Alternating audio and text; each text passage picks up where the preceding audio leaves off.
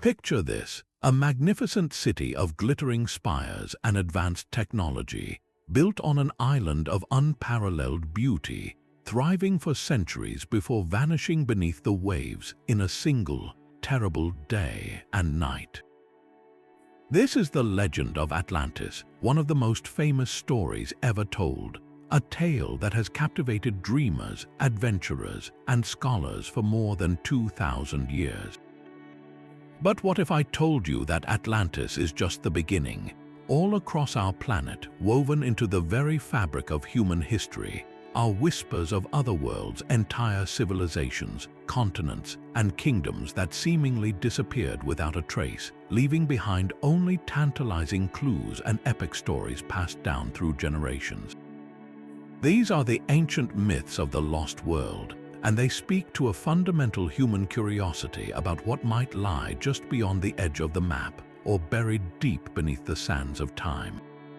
From the sunken temples of Mu to the cloud-shrouded peaks where golden cities were said to reside, these legends are far more than just bedtime stories. They are echoes of our collective imagination, quests for understanding, and sometimes startling possibilities that challenge everything we think we know about our past. Today, we are embarking on a truly epic journey to explore 30 of these incredible myths. We'll travel from the dense, unexplored jungles of South America to the icy, remote landscapes of the Arctic, from the ancient texts of India to the oral traditions of the Pacific Islanders. This isn't going to be a dry, academic lecture. This is an adventure. We're going to dive into the heart of these mysteries, examining the evidence, the wild theories, and the enduring questions that keep these stories alive. Did a highly advanced civilization truly fall victim to a global cataclysm? Are these myths distorted memories of real historical events, or are they profound metaphors for something deeper within the human spirit? Every culture in every corner of the globe has its own version of a paradise lost, a golden age that slipped away, and by examining them together, we start to see a breathtaking tapestry of human ambition, wonder, and our innate desire to find meaning in the ruins of the past. So, if you've ever looked at an old map with its drawings of sea monsters and unknown lands and felt a pull, a yearning to discover what's out there, then you are in the right place. This video is your gateway. We're about to uncover stories of empires built on impossible engineering, of cultures with knowledge that seems to defy their time, and of explorers who dedicated their lives to finding these legendary places. It's a journey into the greatest stories humanity has ever told itself, a search for truth in the realm of legend. Get ready to have your perspective on history permanently shifted, because the world is far stranger and more wonderful than you may have ever believed. Let's begin. Our journey begins with the legend that towers above all others, the story that has become synonymous with the very idea of a vanished civilization, Atlantis. The very name conjures images of grandeur and mystery, and to understand its power, we must travel back to ancient Greece, to the philosophical works of the great thinker Plato. It is in his two dialogues, the Timaeus and the Critias, written around 360 years before the Common Era, that we find the only known detailed account of this fabled island. Plato presents the story not as a mere myth, but as a true historical event, a tale passed down to the Athenian statesman Solon by Egyptian priests who claimed their records stretched back thousands of years earlier. According to this narrative, Atlantis was a sprawling island empire located beyond the Pillars of Hercules, which we know today as the Strait of Gibraltar, placing it squarely in the vast, unknown expanse of the Atlantic Ocean. This was no ordinary kingdom. Plato describes a utopian society of unprecedented sophistication and power. The city itself was a marvel of engineering, built in a series of concentric rings of water and land, bridged by enormous canals and tunnels wide enough for the largest ships to pass. At its heart stood a magnificent temple dedicated to the god Poseidon, sheathed in a mysterious, flashing metal called orichalcum and filled with immense golden statues. The Atlanteans were masters of agriculture, architecture, and science, creating a land of incredible abundance.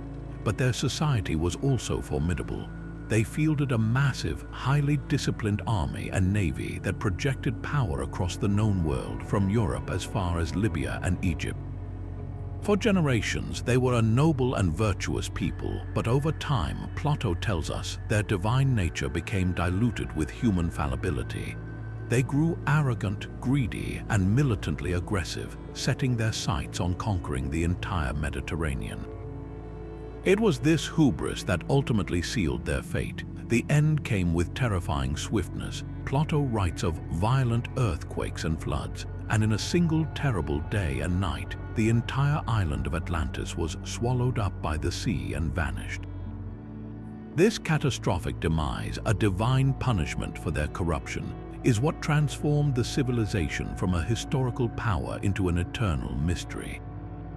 The complete and utter disappearance left nothing but a shallow, impassable mudbank where a great empire once stood, a warning to all future civilizations about the dangers of pride and moral decay. This compelling blend of a golden age and a catastrophic, morally charged ending is precisely why the story has resonated for millennia. It taps into a universal human anxiety about the fragility of our own societies and the potential for nature to reset the board. Of course, the enduring fascination with Atlantis isn't just about the story itself. It's about the relentless quest to find it. For centuries, scholars, adventurers, and pseudoscientists have scoured the globe, proposing countless locations for the lost continent. Early theories, sticking closely to Plato's text, pointed to the Atlantic Ocean, suggesting remnants could be found near the Azores or the Canary Islands.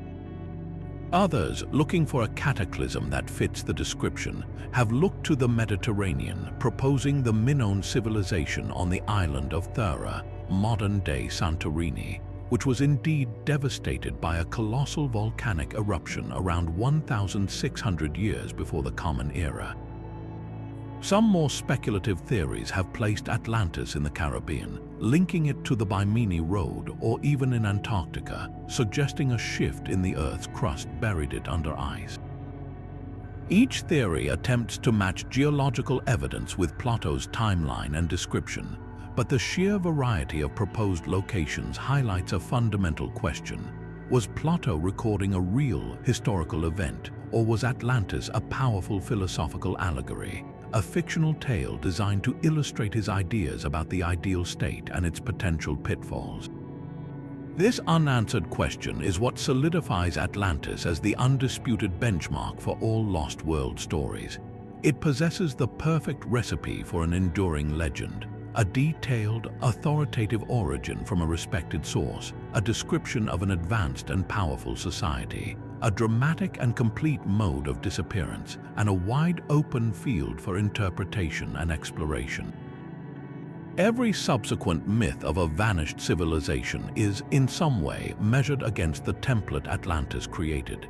It represents humanity's first great what-if, a ghost in the machine of history that challenges our understanding of the past and fuels our imagination about what secrets might still lie hidden, waiting to be discovered beneath the waves or under the sands of time. While Atlantis was said to have sunk beneath the Atlantic, another legendary land was proposed for the Indian Ocean, born not from ancient philosophy but from 19th century science. This is the story of Lemuria, a continent that began as a plausible solution to a zoological puzzle and transformed into a cornerstone of occult mythology. The mystery started with lemurs. Scientists in the 1860s were baffled by the discovery of very similar lemur fossils in both India and Madagascar, with none found in the lands between, like Africa or the Arabian Peninsula. How could these small, tree-dwelling primates have crossed such vast expanses of open water? The prominent British zoologist Philip Sclater offered a compelling answer. What if the ocean hadn't always been there? He theorized that a massive, now sunken continent had once bridged India and Madagascar, providing a land route for these animals to migrate. He named this lost world Lemuria, after its most famous furry inhabitants. This scientific hypothesis captured the imagination of the era, and the concept of Lemuria was quickly adopted and expanded by other thinkers. The German biologist Ernst Haeckel, a fierce advocate of Darwin's new theory of evolution, saw in Lemuria a potential solution to an even bigger question, the origin of humanity itself. He proposed that this sunken continent could have been the cradle of mankind, the very place where the missing link between apes and humans first evolved. In his writings, he described the Lemurians as a strange, ape-like race, and his speculative ideas gave the lost continent a new, deeply human significance. It was this scientific endorsement that opened the floodgates, allowing Lemuria to be lifted from the pages of academic journals and into the realm of pure myth. This is where the story takes a remarkable turn from rational science to esoteric spirituality. The most influential figure in this transformation was Helena Blavatsky, the charismatic co-founder of the Theosophical Society. In her seminal work, The Secret Doctrine, published in 1888, she wove Lemuria into a complex cosmic history of humanity. She described not one, but several root races that have successively inhabited the Earth, each more advanced than the last. According to Blavatsky, the Lemurians were the third such root race, and they were nothing like the primitive beings imagined by Haeckel. She portrayed them as gigantic, egg-laying beings with a third eye in the back of their head and 4 arms. They were, she claimed, mentally primitive but possessed immense psychic powers, and they built colossal cities with the help of a mysterious, telepathic connection to nature. Their civilization, she wrote, met a fiery end through volcanic eruptions and the sinking of their continent, paving the way for the next root race, the spiritually advanced Atlanteans.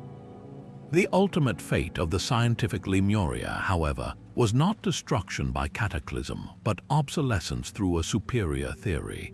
In the mid-20th century, the scientific community overwhelmingly embraced the theory of plate tectonics, which provided a much more elegant and evidence-based explanation for the distribution of lemurs and every other species. The continents weren't fixed landmasses with sunken bridges between them. They were themselves giant plates slowly drifting across the globe. India and Madagascar were indeed once connected, but as part of the supercontinent Gondwana hundreds of millions of years ago. They slowly drifted apart over eons, carrying their respective lemur populations with them. No land bridge was necessary, and the original scientific reason for Lemuria's existence evaporated. Yet the myth did not die. It demonstrates a fascinating phenomenon: how a scientific idea, even after being debunked, can take on a life of its own in the cultural imagination.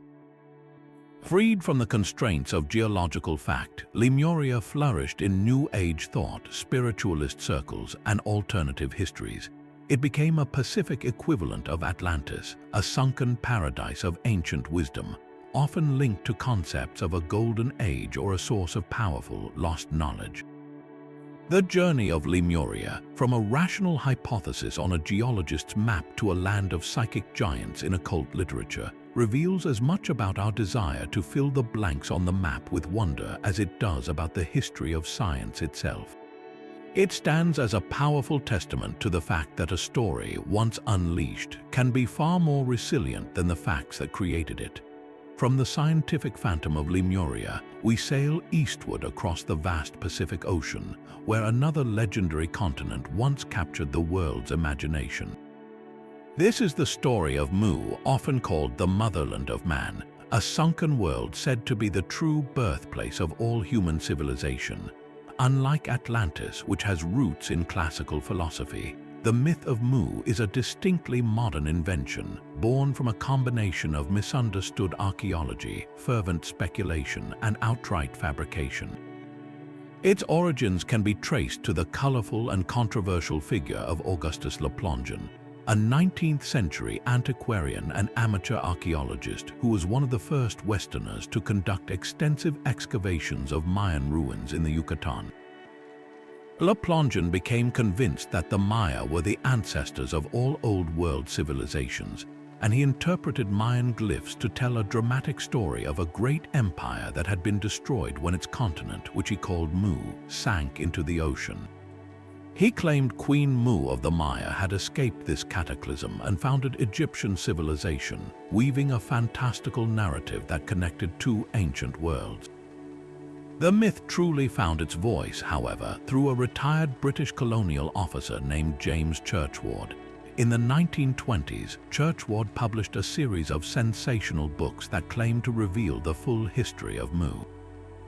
He asserted that while stationed in India, he had befriended a high-ranking temple priest who showed him a set of ancient, secret clay tablets written in a lost language by a people called the Nokal, or the Exalted Ones.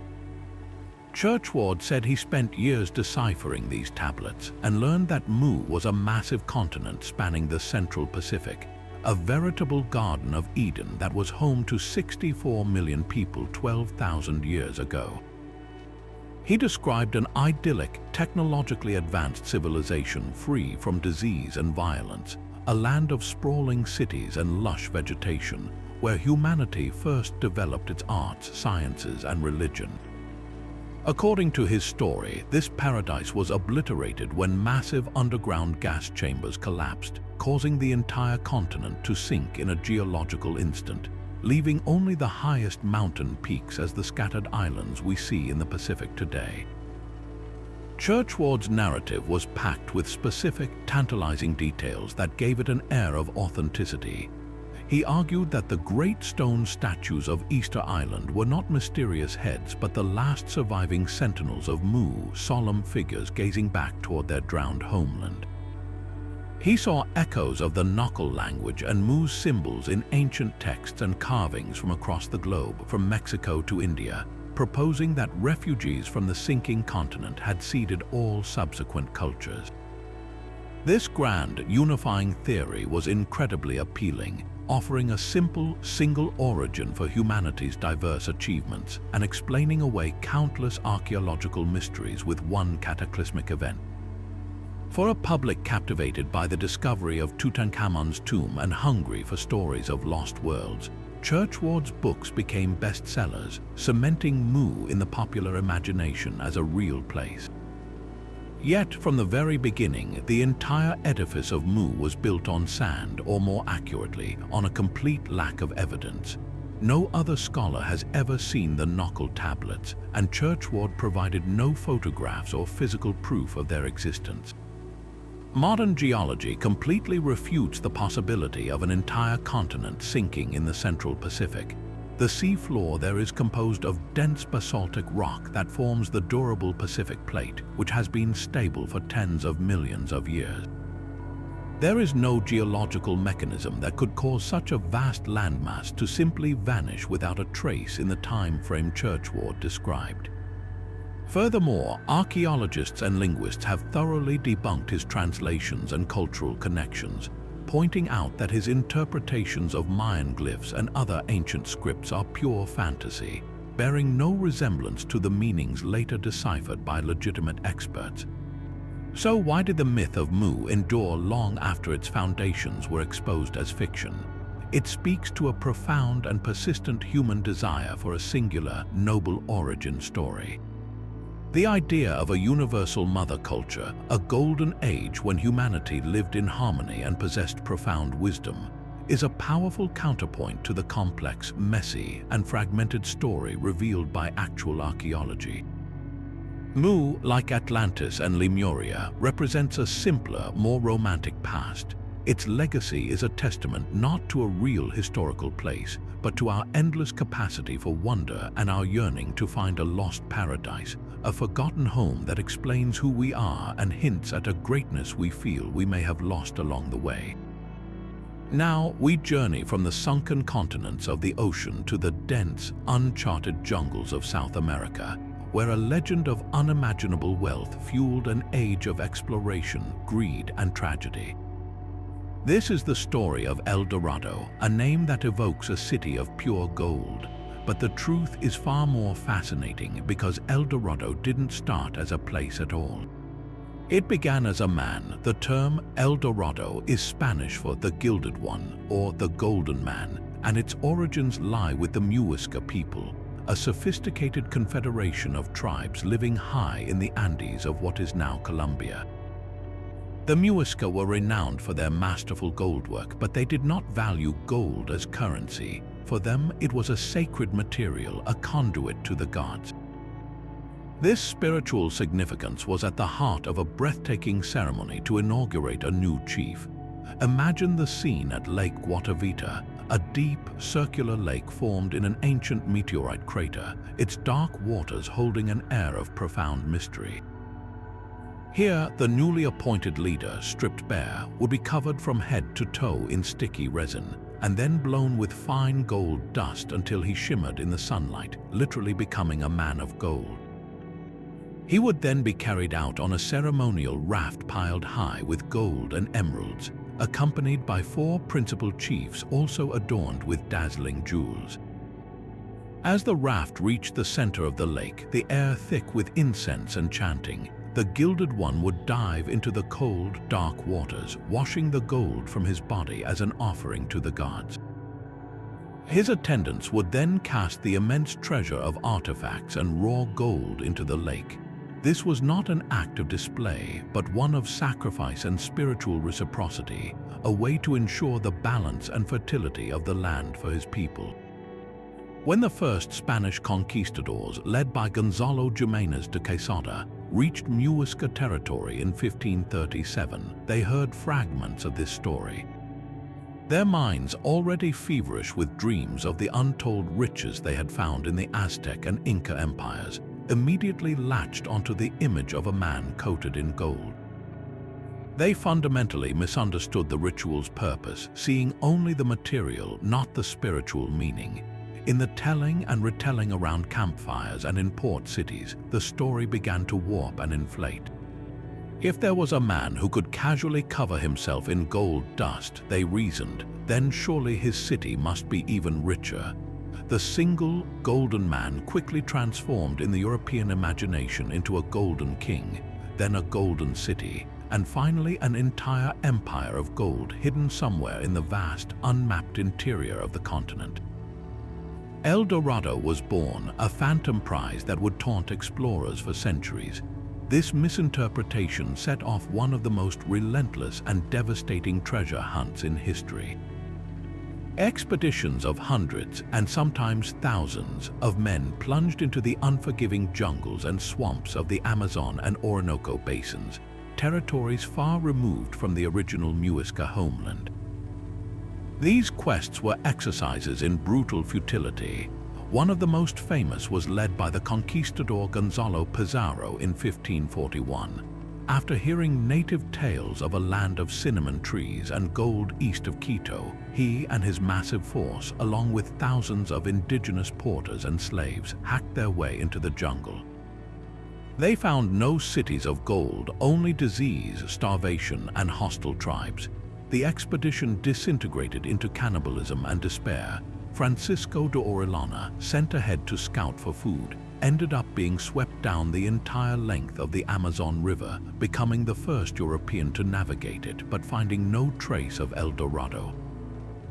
The legend proved so powerful that it even ensnared Sir Walter Raleigh, the famed English explorer.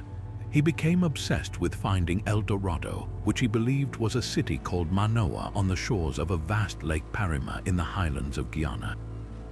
He mounted 2 major expeditions in 1595 and again in 1617, writing elaborate accounts of a powerful, gold-rich empire to secure funding from Queen Elizabeth and later King James. His final voyage was a complete failure. His men sacked a Spanish outpost against his orders, and upon his return to England, he was executed to appease the Spanish. The search for El Dorado was not just a series of adventures.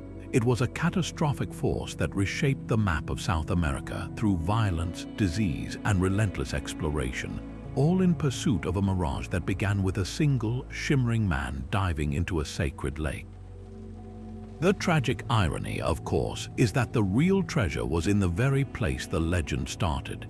the Muisca did possess extraordinary gold, and their exquisite artifacts, like the famous Muisca raft depicting the very ceremony that started it all, are considered masterpieces of pre-Columbian art. The true El Dorado was not a lost city, but a profound cultural tradition. Modern archaeology has even confirmed the ritual offerings in Lake Guatavita, with numerous gold objects being recovered from its depths over the years. The story of El Dorado is a powerful lesson in how desire can distort reality, how a single, beautiful cultural practice can be twisted by greed into a phantom that consumes countless lives. It stands as a permanent monument not to a city of gold, but to the human capacity for wonder, obsession, and the devastating consequences of misunderstanding. Leaving behind the golden mirages of the New World, we now travel back in time to the High Middle Ages in Europe, a period defined by faith, fear, and a desperate desire for allies in a world that felt overwhelmingly hostile. It is here, in the crucible of the Crusades, that we encounter one of history's most resilient and influential phantom kingdoms, the realm of Prester John. For centuries, Christian Europe was locked in a bitter struggle with Islamic powers for control of the Holy Land. From this conflict emerged a powerful and sustaining legend, the story of a mighty Christian monarch, a priest-king of immense piety and even greater military might, who ruled a vast, lost empire somewhere beyond the lands of their Muslim adversaries. He was not just a king, but a patriarch, a direct spiritual descendant of one of the three magi, and his name was Prester John. The mere idea of his existence offered a thrilling promise that Christendom was not alone, that a powerful ally was waiting in the wings, poised to march to the aid of his European brethren and crush their common enemies between two holy fronts.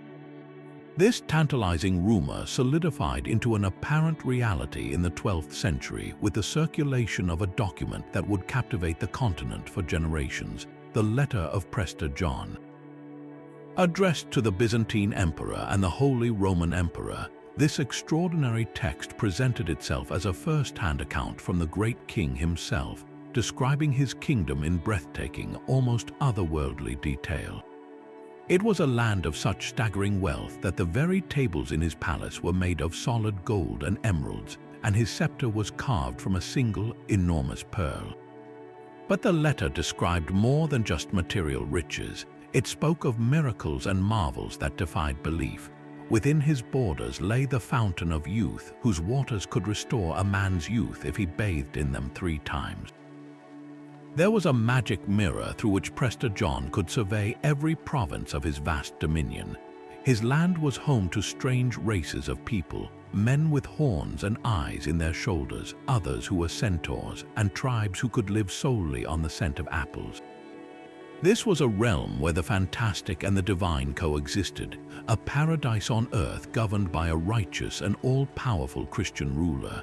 The letter, of course, was a magnificent forgery, likely crafted by a clever European cleric, but its impact was immediate and profound. It gave concrete form to Europe's deepest hopes and wildest imaginations, providing a map of a world that was both spiritually pure and fantastically exotic. As knowledge of the actual geography of Asia grew through the travels of figures like Marco Polo, the location of this mythical kingdom began to shift. Initially placed in Central Asia, hopes rested on powerful Mongol Khans who some believed might be the legendary Christian king. When that proved false, the search moved to India, with travelers bringing back tales of ancient Christian communities there, which seemed to confirm the legend. Finally, as contact with the African kingdom of Abyssinia, modern-day Ethiopia, increased, the puzzle pieces seemed to snap into place.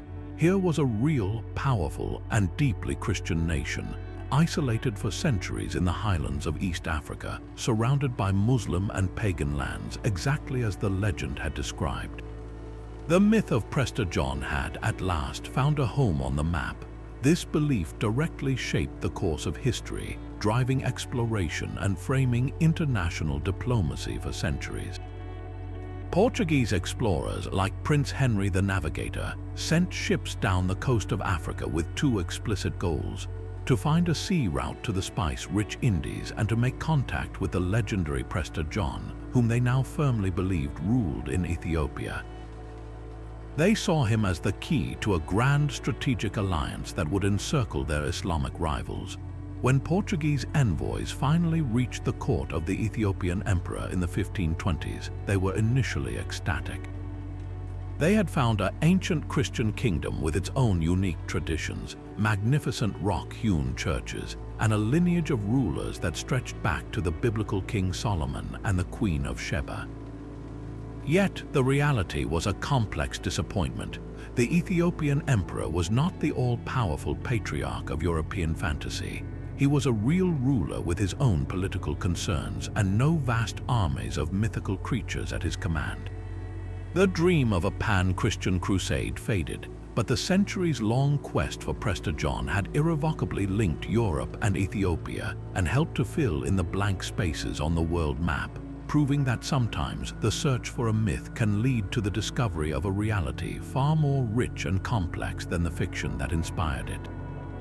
But while the search for Prester John unfolded across continents, another legend was brewing much closer to home, in the tempestuous waters off the southwestern tip of England. Here, in the rich storytelling traditions of the Celtic peoples, lies the haunting tale of Lyonesse, a lost kingdom of Arthurian romance said to have once stretched from the rugged coast of Cornwall all the way to the Isles of Scilly. This was not just any land. It was described as a place of great cities, fertile plains, and 140 villages, a prosperous and proud domain that met a terrible, watery fate. The most famous account tells of a colossal storm, a single night of surging waves that overwhelmed the seawalls and swallowed the entire realm, with only one man on a white horse said to have escaped the deluge to bring the tragic news to the mainland. The legend claims that on a quiet day, you can still hear the church bells of Lyonesse ringing mournfully from beneath the waves, a ghostly echo of a world that vanished.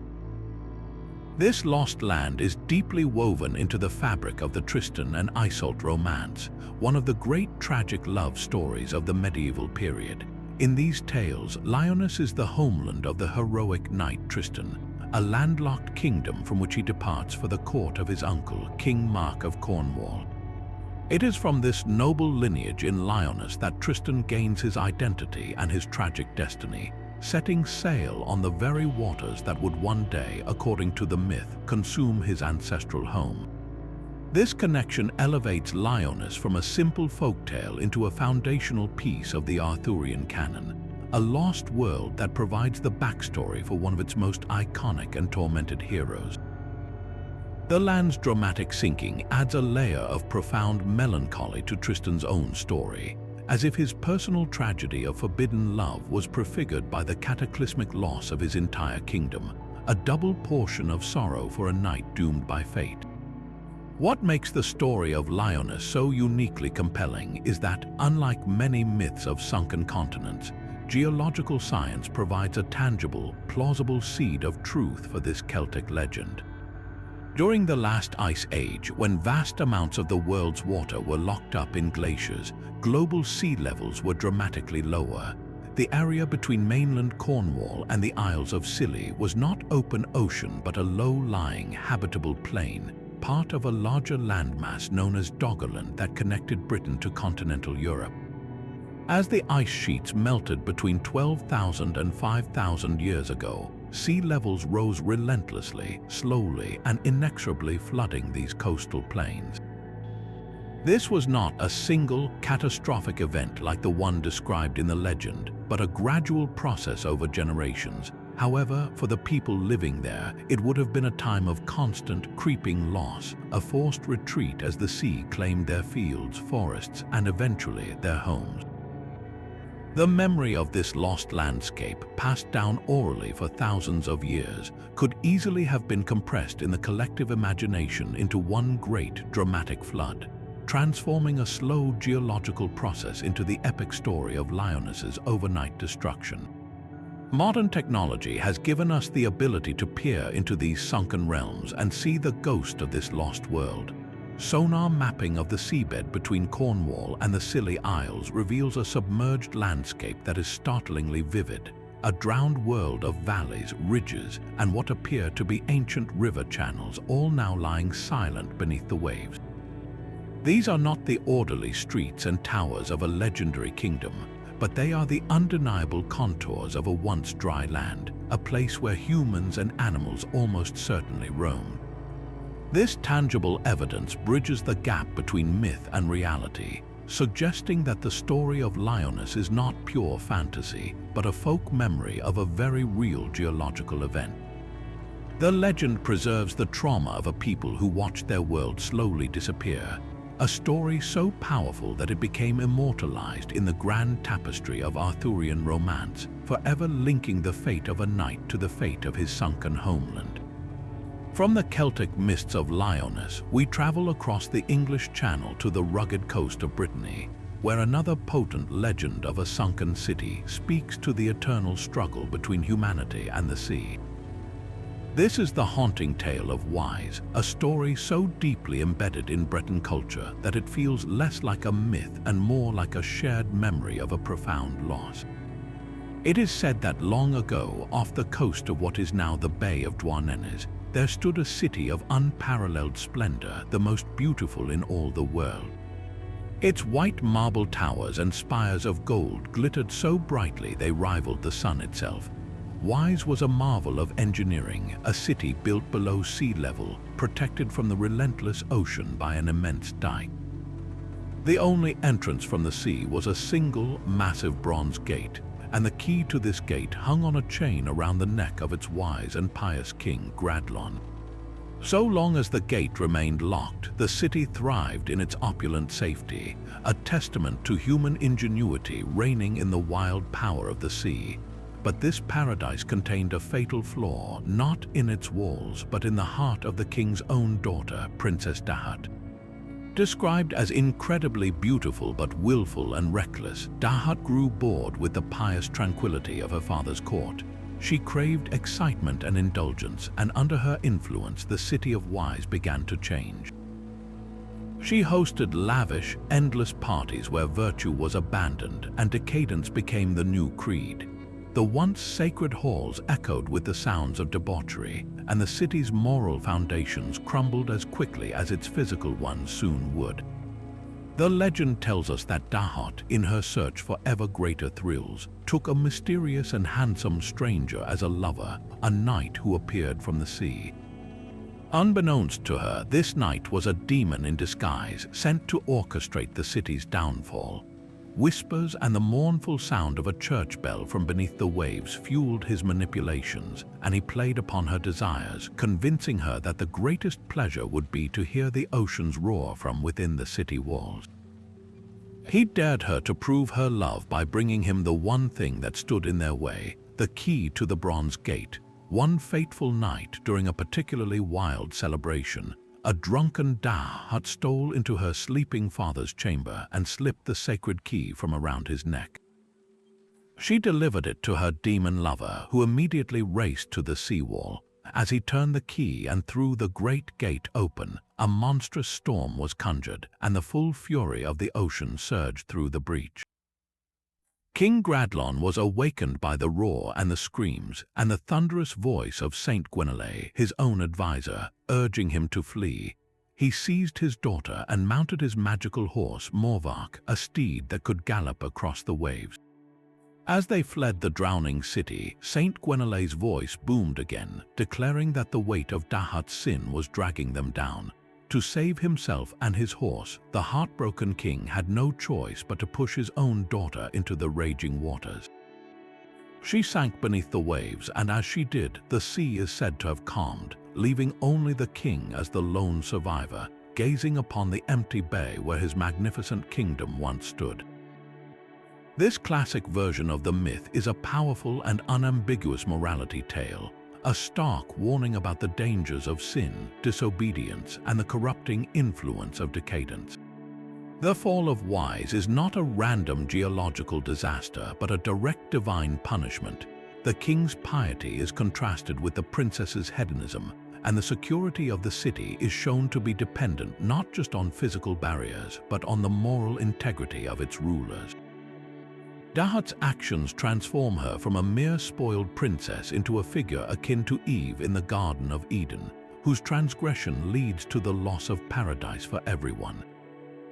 The demon lover is the classic tempter, and the key is the symbol of forbidden knowledge and power misused with catastrophic consequences. In this interpretation, the ocean is not just water, it is the instrument of God's judgment, cleansing the world of a city that had fallen into utter corruption. Yet, like many great myths, the story of Wise is not so simple, and other interpretations offer more nuanced readings. Some folklorists see in Dahut a much older, pre-Christian figure, a pagan goddess of sovereignty, and the land who was demonized by the incoming Christian culture. In this view, her sins are the remnants of ancient fertility rites and matriarchal power that the new religion sought to suppress. The king, aligned with the Christian saint, is forced to cast her out to ensure his own survival, symbolizing the triumph of the new faith over the old ways. The flooding then becomes a metaphor for this cultural and religious shift, the drowning of the old world to make way for the new. This adds a layer of tragic complexity to the tale, where Dahut is not merely a villainess but a representation of a lost world and its traditions, sacrificed for a different kind of order. Beyond these moral and cultural readings, the story almost certainly contains a kernel of historical truth, a folk memory of very real coastal disasters. The coastline of Brittany has always been vulnerable to rising sea levels and powerful storm surges. Archaeological and geological evidence confirms that many prehistoric settlements along these shores were swallowed by the sea as the last ice age ended. The specific location of the Bay of Douarnenez is particularly telling. The name Douarnenez itself is thought by some to derive from Douar and Enez, meaning land of the island, hinting at a landscape that has fundamentally changed. Fishermen in the area have long told stories of pulling up ancient tree stumps and worked wood from their nets, tangible proof of a sunken forest beneath the bay. The legend of Wise brilliantly compresses generations of traumatic, gradual flooding, the slow, inexorable loss of land that coastal communities witnessed over centuries, into a single, dramatic, and unforgettable narrative. It gives human faces and a moral cause to a terrifying natural process, providing a way to understand and remember a cataclysm that was, in reality, utterly impersonal and inevitable. While we've been exploring legends born from folklore and fantasy, sometimes the most compelling mysteries come from the historical record itself, from real civilizations who wrote about places that have since vanished from our modern maps. This brings us to the land of Punt, a realm that straddles the line between historical fact and geographical enigma. For the ancient Egyptians, Punt was not a myth. It was a very real and vitally important trading partner, a source of incredible wealth and exotic goods that they documented meticulously for over 1,000 years. They called it the Land of the God, a phrase that speaks volumes about its almost mythical status in their eyes, a distant, blessed land of abundance. Imagine the bustling docks of Thebes around 1470 before the Common Era, as ships returned from a long voyage down the Red Sea. They would be unloading treasures that to an Egyptian seemed like gifts from the gods themselves, fragrant mounds of myrrh resin prized for incense and medicine, gleaming gold, the dark, dense wood of ebony trees, and even live animals like baboons, cheetahs, and the magnificent giraffe, creatures that must have appeared utterly fantastical to the people of the Nile Valley. Our most stunning window into this ancient trade relationship comes from the mortuary temple of Queen Hatshepsut, one of Egypt's few female pharaohs at Deir el-Bahari. The walls here are not just inscribed with text, they are covered in magnificent, detailed reliefs that chronicle her famous expedition to Punt, acting as a sort of stone documentary of the entire venture. We can see the great Egyptian ships setting sail, their square sails billowing, and then we see their arrival in Punt. the artists took great care to depict the Punites, showing them with distinct physical features and living in unique, beehive-shaped huts built on stilts above the water, reached by ladders. The scenes are vibrant with activity, showing the Egyptians trading their goods, beads, weapons, and jewelry for the incredible bounty of the land. One of the most telling and almost humorous scenes shows the Egyptian envoy presenting himself to the ruler of Punt, a man named Parahu, and his remarkably ample wife, Queen Atii, whose size was likely intended by the Egyptian artists to symbolize the prosperity and richness of her homeland. Despite this wealth of evidence, a single, glaring question has baffled Egyptologists for over a century. Where was Punt? The Egyptians traded with it for generations, yet they never left a clear, Google Maps-style set of coordinates. This has led to one of the most enduring and spirited debates in the field of Egyptology. The primary theories have traditionally placed Punt somewhere in the Horn of Africa, likely in the coastal regions of modern-day Somalia, Eritrea, or eastern Ethiopia. This location makes logical sense given the goods acquired. Myrrh trees are native to this region, and the animals depicted, like baboons, have been linked through genetic studies to populations in this area. The description of the landscape and the stilt houses also aligns with traditions of coastal communities in the Horn of Africa. However, a compelling counter-argument places Punt across the Red Sea on the Arabian Peninsula, in what is now Yemen or southern Saudi Arabia. Proponents of this theory point out that the region was also a known source of aromatic resins like frankincense and myrrh, and that maritime trade across the Red Sea was well established. Some scholars have even suggested that Punt was not a single, specific location, but a broader term for a coastal trading network that spanned both the African and Arabian shores of the southern Red Sea. The mystery deepens when we consider that the debate is not purely academic. It involves sophisticated scientific analysis. Modern researchers have turned to biochemistry for answers, analyzing the remains of the very goods the Egyptians brought back. For instance, studies of mummified baboons from ancient Egypt, believed to be imports from Punt, have used isotopic analysis of their teeth to trace their origin.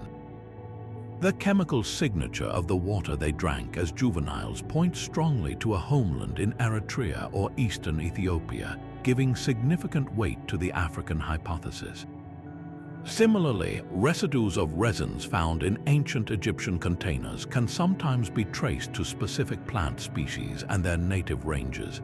Yet, even with this advanced technology, a definitive pin on the map remains elusive, partly because the ancient environment and trade routes were so complex.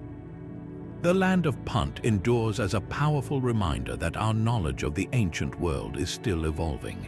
It was a place of paramount importance to one of history's greatest civilizations, a partner in trade and a source of wonder, and yet its precise location has retreated into the shadows of time, a real-world lost world that continues to challenge and fascinate us. Moving from the sunken cities of Europe and the documented trade routes of Egypt, we venture into a realm that has long been considered the very definition of a pristine, untamed wilderness, the Amazon rainforest. For centuries, the dominant narrative portrayed the Amazon as a counterfeit paradise, a vast, impenetrable jungle that was biologically rich but culturally poor, incapable of supporting anything more than small, scattered bands of hunter-gatherers. Yet, woven through this narrative is a counter-myth, a legend of a different kind of lost world hidden deep within the green immensity, a civilization of immense scale and sophistication. This idea was first planted in the European mind by the very same conquistadors who hunted for El Dorado. While their searches in the Andes and the Llanos are well known, some of their most incredible reports came from the Amazon basin itself. In 1542, the Spanish explorer Francisco de Orellana, during his desperate, epic journey down the entire length of the Amazon River, reported encountering something astonishing. He and his men claimed to have fought skirmishes with and passed by the domains of large, powerful chiefdoms. Most famously, they described encountering a tribe of female warriors, whom they named the Amazons after the fierce fighters of Greek mythology. But beyond this sensational story, they told of sprawling settlements that stretched for miles along the riverbanks, of large villages connected by well-maintained roads, and of a densely populated landscape ruled by powerful chieftains. To the Spanish, exhausted and starving, these accounts seem to confirm the existence of the Golden City they sought. However, when subsequent expeditions failed to find these populous kingdoms, Orellana's reports were dismissed as fantasies, the delirious ravings of desperate men seeing mirages of civilization in an unforgiving green hell. For hundreds of years, the scientific consensus held that the Amazon was simply too harsh an environment, with its poor, acidic soils, to have ever fostered large, complex societies. The real breakthrough in this mystery didn't come from a lone explorer hacking through the undergrowth, but from the sky. The advent of satellite imagery and aerial surveys, particularly using light detection and ranging technology, or LIDAR, has completely revolutionized our understanding of the Amazon's past. This technology can peer through the dense forest canopy and map the ground beneath, revealing the ghostly footprints of human activity invisible from the forest floor. What these scans have revealed is nothing short of breathtaking: hundreds and likely thousands of enormous geometric earthworks known as geoglyphs. These are not cities in the traditional sense with stone pyramids, but vast, precise formations, perfect circles, squares, and octagons, dug into the earth, often connected by straight, causeway-like roads that run for dozens of miles. These geoglyphs, scattered across the southwestern Amazon in Brazil and Bolivia, are believed to be ceremonial centers, gathering places for a vast, interconnected culture that flourished for centuries before European contact. The sheer scale and number of these structures point to a level of social organization, engineering, and landscape management that we are only just beginning to comprehend. This evidence of large-scale society is intimately tied to a remarkable discovery on the ground: a mysterious, super-rich black soil known as terra preta, or Amazonian dark earth. Walk through most of the Amazon and the soil is a thin, reddish, and highly acidic layer, notoriously infertile and unsuited for intensive agriculture. But scattered throughout the basin are patches of this deep, dark, nutrient-packed earth, sometimes meters thick. For a long time, its origin was a puzzle. We now know that terra preta is not a natural phenomenon. It is man-made, a testament to the sophisticated bioengineering of the Amazon's indigenous peoples. They created this incredibly fertile soil through a painstaking process of adding charcoal from low-temperature burns, along with food waste, animal bones, and manure over generations. This dark earth is so rich that it remains fertile for centuries, regenerating itself and supporting abundant crops. The presence of terra preta is a direct correlation to the archaeological sites. It is found precisely where those large, settled populations lived, proving they weren't just passive inhabitants of the forest, but active managers who transformed its very soil to support their agriculture and sustain their cities. So, what happened to these sprawling, complex societies?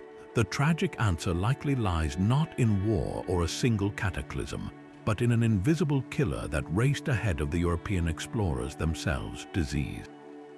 When Orellana and those who followed navigated the river in the 16th century, they may have been witnessing the last flickers of these great chiefdoms.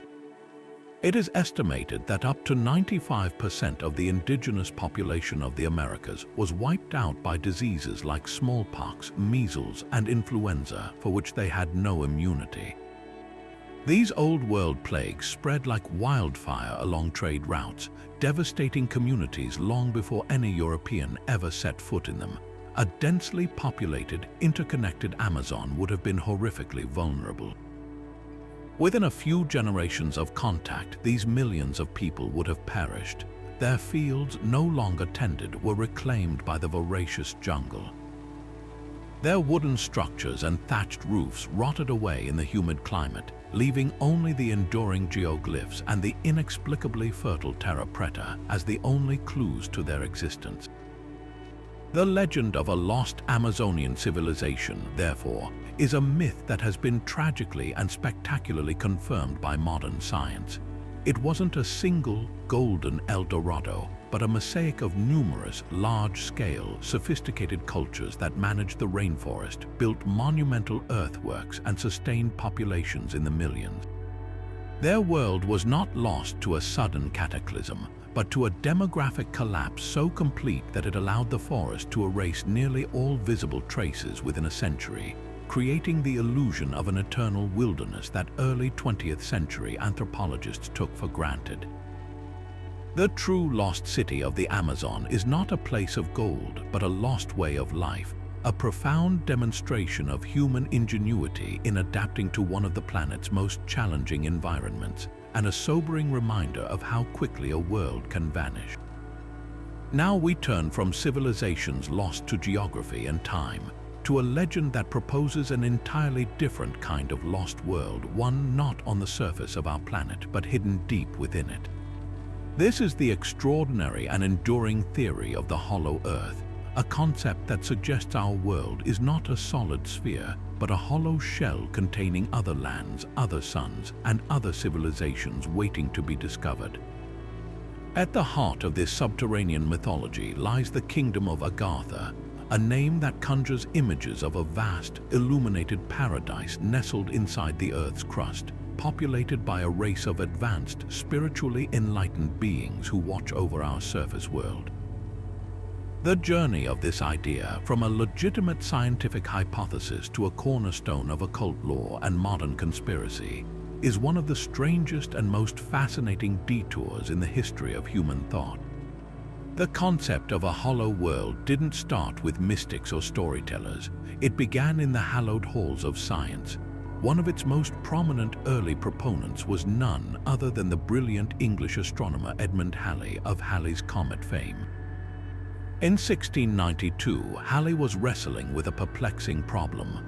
Why did the Earth's magnetic field seem to wander and change over time? To explain this, he proposed a truly radical model. He suggested that our planet might be a series of concentric spheres, one inside the other like a cosmic nesting doll, each with its own magnetic poles and each rotating at a slightly different speed. He even speculated that the gaps between these shells could be filled with a luminous atmosphere, and that the aurora borealis, the mesmerizing northern lights, was actually this inner atmosphere escaping through thin sections of the crust at the poles. For Halley, this wasn't a fantasy, it was a serious, mathematically informed attempt to solve a genuine scientific puzzle, and it gave the hollow Earth theory a veneer of intellectual credibility that would linger for centuries.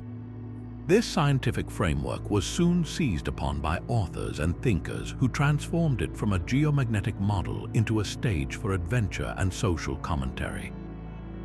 The most influential of these was the American writer and former Army officer John Cleves Symmes, who in the early 19th century became utterly obsessed with the idea. He tirelessly lectured and petitioned the United States Congress to fund an expedition to find the giant, warm holes he believed existed at the North and South Poles openings that would grant access to the fertile inner world. While Congress ultimately rejected his pleas, his fervent campaigning, which became known as Symmes' Holes, captured the public imagination and inspired a wave of fiction. This literary tradition reached its zenith with Jules Verne's Journey to the Center of the Earth, published in 1864, which painted a thrilling picture of a subterranean world lit by a mysterious electrical phenomenon, filled with prehistoric creatures and vast inland seas. Verne's masterpiece cemented the hollow Earth as a thrilling setting for exploration in the popular mind. It was from this fertile ground of scientific speculation and popular fiction that the more mystical elements grew. The concept of Agartha as a specific spiritual kingdom seems to have emerged from the blending of Western esoteric traditions with distorted fragments of Eastern spirituality. Theosophical writers like Helena Blavatsky, whom we encountered with Lemuria, spoke of hidden masters and ancient wisdom, and these ideas were further developed by other occultists. They described Agartha as a vast network of tunnels and cities beneath the Himalayas or the Gobi Desert, ruled by a powerful king known as the Lord of the World. Its inhabitants, the Agarthans, were said to be the survivors of a lost ancient civilization who had retreated underground. They possessed technology and psychic abilities far beyond our own, and they watched over humanity, sometimes subtly guiding our evolution. This paradise was often depicted as being lit by an inner sun, with lush vegetation and a climate of eternal perfection, a veritable Shangri-La beneath the soil. This fusion of occult mythology and pseudoscience reached its most dangerous and sinister form in the 20th century, when it was absorbed and perverted by the Nazi regime. Key figures in the Nazi ideological machine, such as the leaders of the SS and members of the Thule Society, were deeply immersed in these esoteric beliefs. They became convinced that the Aryan race was descended from a superhuman ancestor race from a lost land, and they saw Agartha, or a similar subterranean realm called Shambhala, as a potential source of this ultimate power. They believed that the entrances to this underground world were located in remote, sacred landscapes like Tibet or the icy wastes of the Arctic. This belief directly led to real-world expeditions. The most famous of these was the 1938 SS expedition to Tibet, led by Ernst Scheffer, which aimed not only to study the people and their origins, but also to search for clues and entrances to the hidden kingdom. These Nazi quests for Agartha were not mere eccentricities.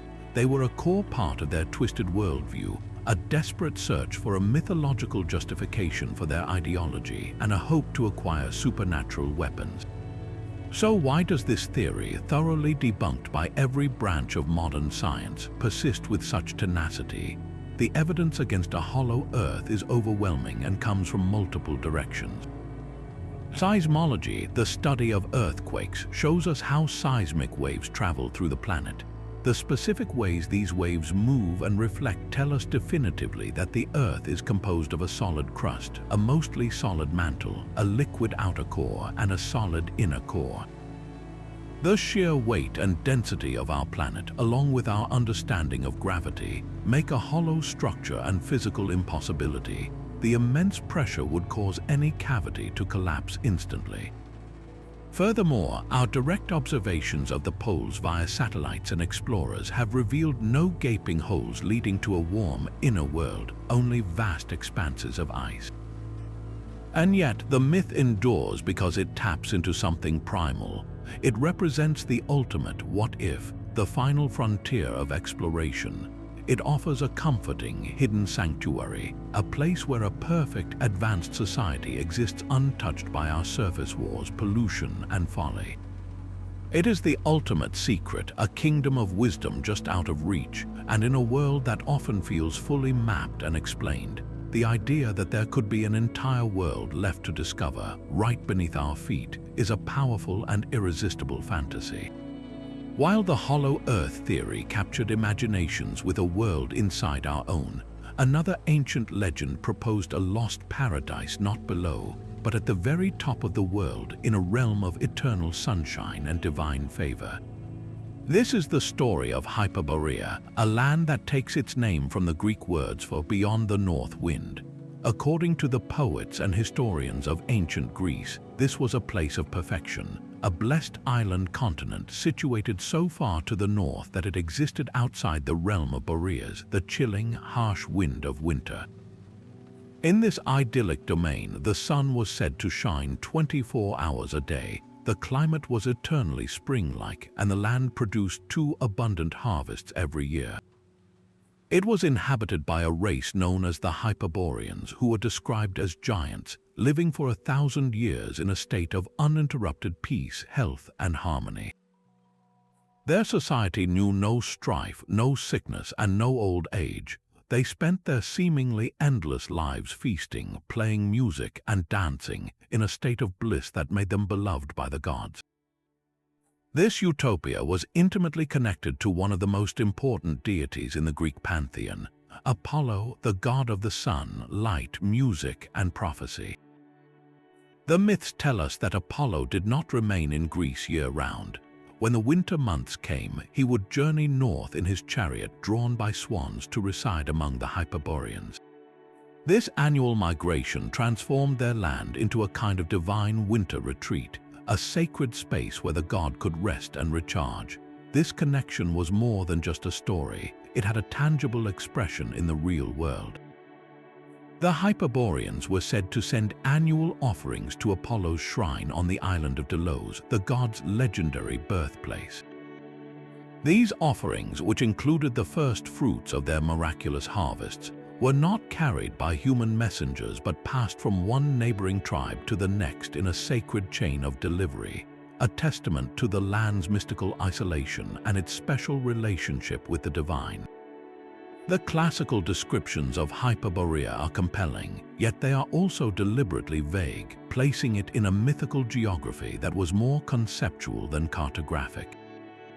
For the ancient Greeks, the far north was a literal terra incognita, a blank space on the map that could be filled with all their hopes for a perfect society, a counterpoint to their own world of war, plague, and hardship. It served as a philosophical ideal, much like Atlantis, but one defined by peace and abundance rather than technological ambition and catastrophic punishment. This very vagueness, however, is what made the myth so dangerously adaptable centuries later. In the 19th and early 20th centuries, a wave of romantic nationalism and esoteric thought swept across Europe, and Hyperborea was plucked from the pages of Greek poetry and radically reinvented. Esoteric theorists and nationalist ideologues, searching for a glorious prehistoric homeland for what they considered the Aryan race, latched onto the myth. They discarded its Greek spiritual context and reinterpreted Hyperborea as a literal, historical continent located at the North Pole. They envisioned it as a warm, fertile land in the middle of the Arctic, its eternal sunshine explained by a different axial tilt of the Earth or a warmer global climate in the distant past.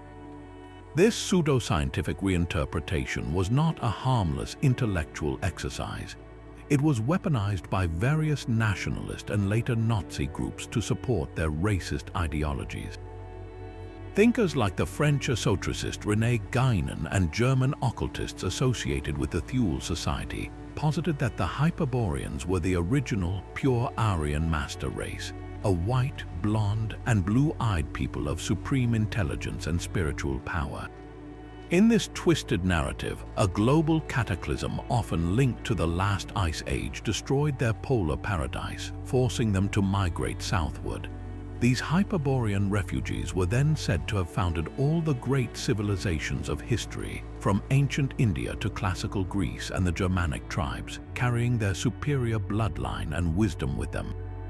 This myth provided a powerful, pseudo-mythological justification for claims of racial superiority and the desire for a return to a lost golden age, a goal that fueled some of the darkest ideologies of the 20th century. The real-world midnight sun of the Arctic, a natural phenomenon where the sun remains visible for 24 hours, was co-opted as a lingering memory of this lost polar Eden, a ghost of the eternal light that once shone upon the chosen people.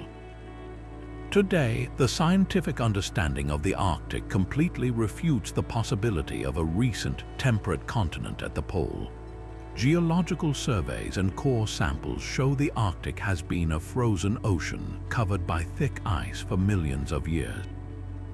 There is no evidence of a sunken landmass, and the concept of a suddenly shifting axis remains in the realm of science fiction. Yet, the modern legacy of Hyperborea is a stark lesson in how ancient myths can be twisted to serve modern agendas. Its journey from a Greek vision of a peaceful, God-blessed utopia to an alleged homeland for a supposed master race shows the power of stories and the danger of stripping them of their original cultural and philosophical context. The original myth endures as a beautiful expression of the human desire for a life free from suffering, a land beyond our troubles. Its corrupted version stands as a permanent warning of what happens when that desire is channeled into doctrines of exclusion and supremacy, proving that even the most idyllic of lost worlds can be lost all over again to the darkest impulses of human nature.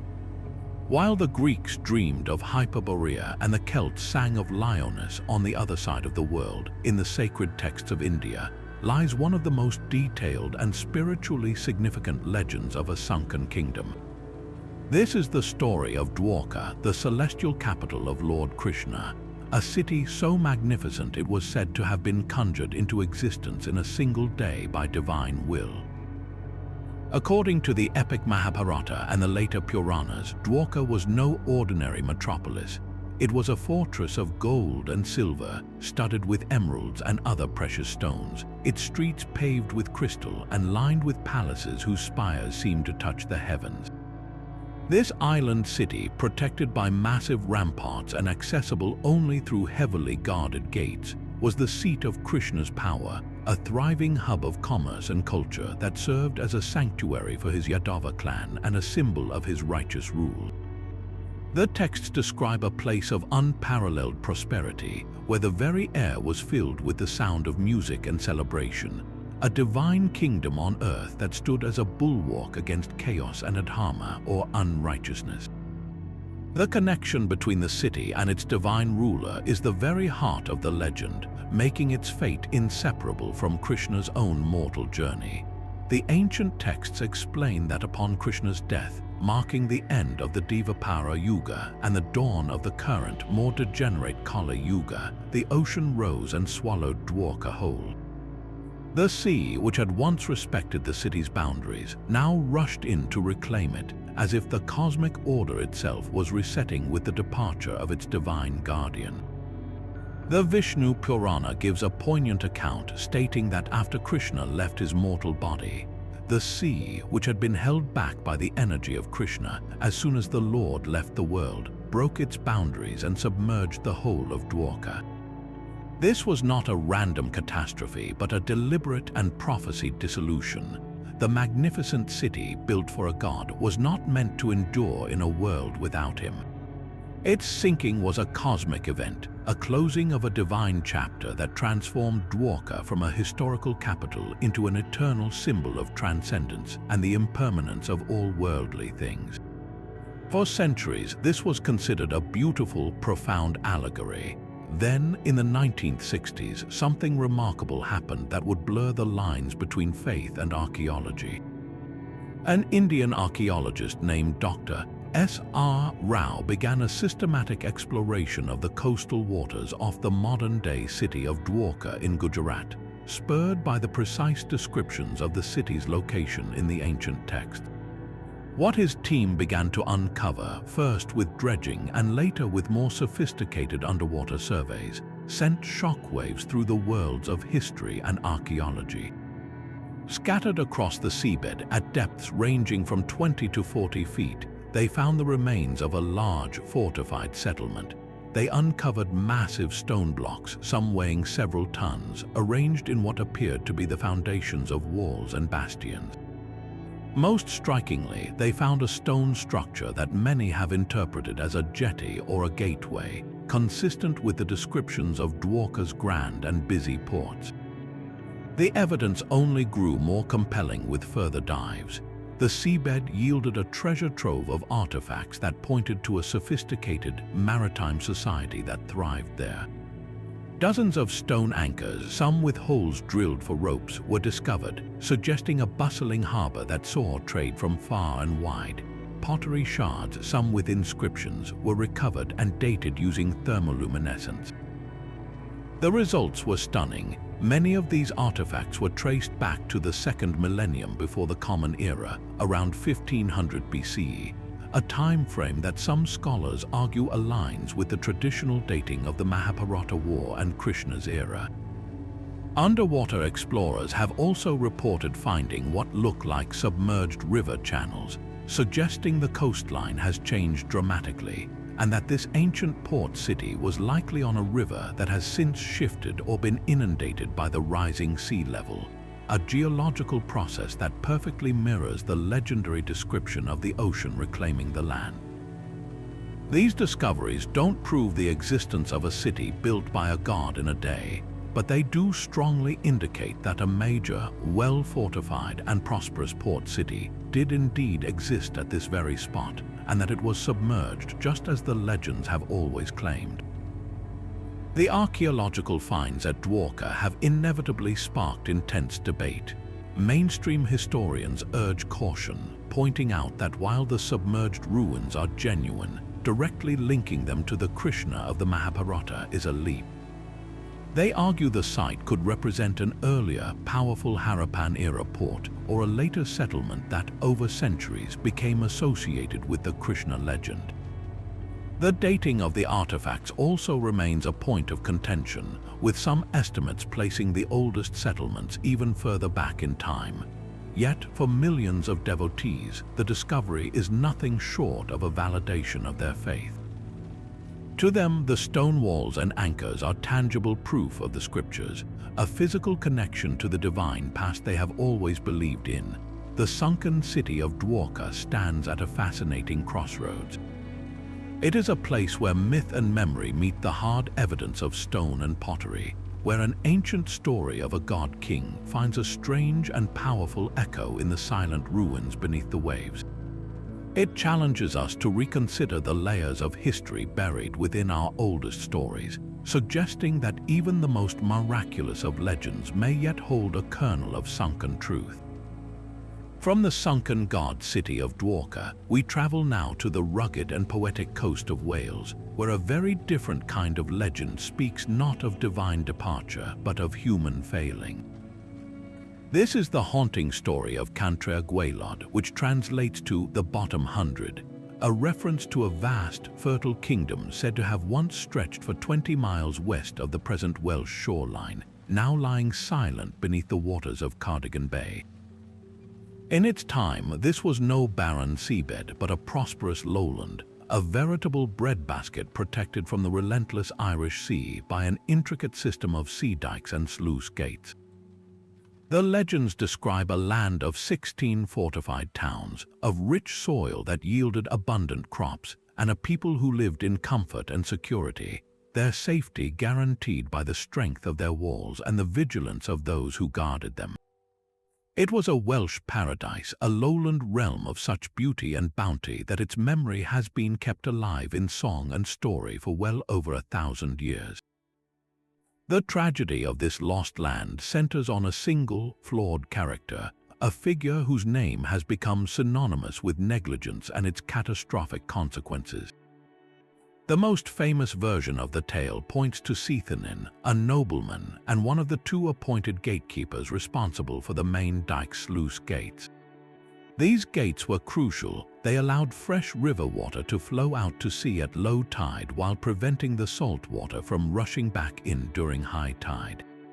Sethanin, however, was known for his fondness for drink and revelry. One stormy night, as a great spring tide surged and the winds howled, a grand feast was being held in the palace of the king, Gwydno Garanhir. While the nobility celebrated, Sethanin, charged with watching the gate, succumbed to his weakness. He drank himself into a stupor, oblivious to the rising fury of the storm outside. The waves, higher and more powerful than ever before, began to crash against the neglected dike. With no one to secure it, the great sluice gate failed, and the sea burst through the breach, pouring into the low-lying plain with unstoppable force. The moment of realization is captured with heartbreaking clarity in the ancient Welsh poems known as the Black Book of Carmarthen. The poem, a series of verses spoken by a watchman, builds a palpable sense of dread. One line, often attributed to the king himself, cries out in despair, "Sethanin, stand forth and see the fury of the sea whose billows overwhelm the land of your father, your grandfather, and your kindred." The warning came far too late. The water rushed over the fields, drowned the towns, and swallowed the entire kingdom in a single, terrible night.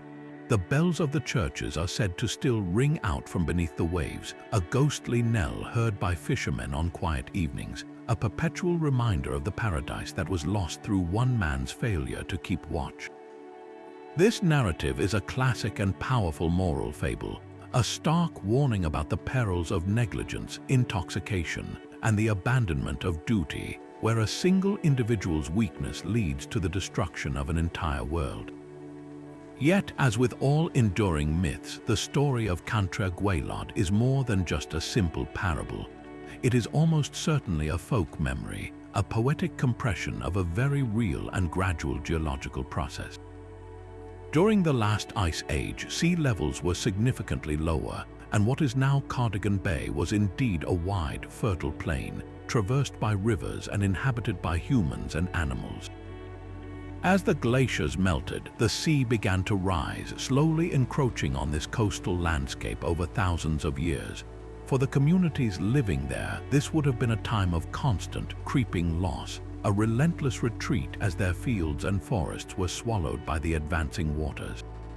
A particularly violent storm surge, coinciding with a high tide, could have caused a catastrophic breach in the natural coastal defenses or even early human-made earthworks, creating an event so traumatic that it became etched into the collective memory as a single disastrous night. The legend gives a human face and a moral cause to a slow, impersonal natural disaster, transforming a complex geological event into a story with a clear villain and a poignant lesson. This connection to a real, submerged landscape is not merely theoretical. At certain times of the year, during the lowest spring tides, the sea retreats from the modern beach at Borth and Unislas in Ceredigion to reveal the ghostly remains of an ancient forest.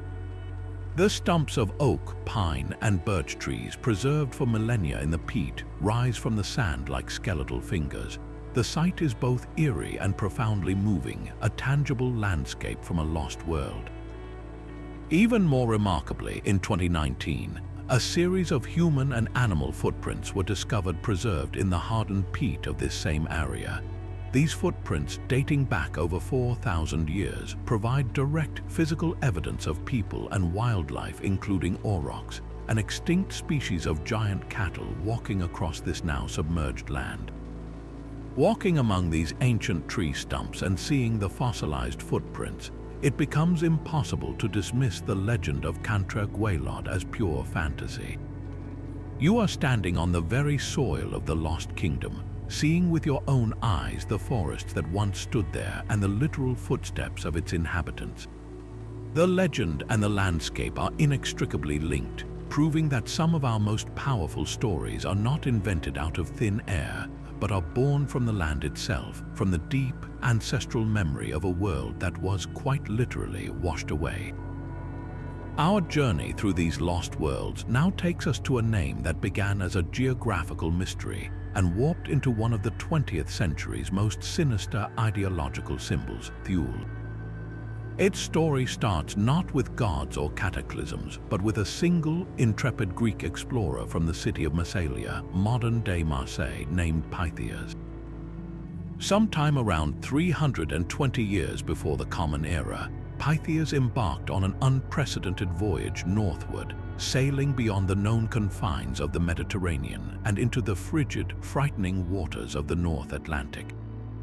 When he returned, he wrote of a land he called Thule, a place 6 days' sail north of Britain near a congealed sea. He described a world where the sun barely set in summer, where the elements of earth, sea, and air seemed to merge into a single, sluggish mass of ice. For the scholars of the warm, sun-drenched Mediterranean, this account was almost incomprehensible. Was Thule the Shetland Islands? Was it Iceland or the coast of Norway? The very vagueness of its location was its power. Thule became the ultimate edge of the world, a semi-mythical placeholder for the absolute limit of human exploration and endurance, a frozen frontier that captivated the classical imagination for centuries. This classical concept of Thule as the far northern edge of the world lay dormant for ages, a curious footnote in the history of geography. but in the late 19th and early 20th centuries, a potent and dangerous fusion of romantic nationalism, esoteric spirituality, and pseudoscience began to brew in Germany and Austria. This was the era of the Völkisch movement, which idealized a mythical, pure Germanic past. Out of this milieu emerged secret societies obsessed with tracing the Aryan race back to a primordial, superhuman civilization. The most infamous of these was the Thule Society, founded in Munich in 1918. This group took the ancient, malleable name of Thule and radically reinvented it. For them, Thule was no longer a cold, distant island visited by a Greek explorer.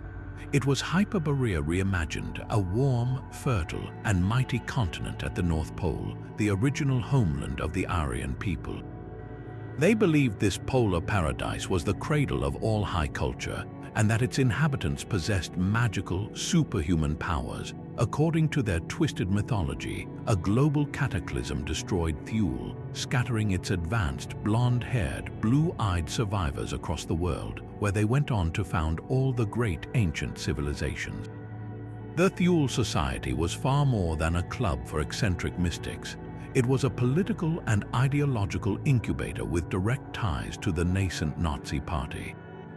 Key members of the society, like Dietrich Eckart and Rudolf Hess, were early and influential supporters of Adolf Hitler.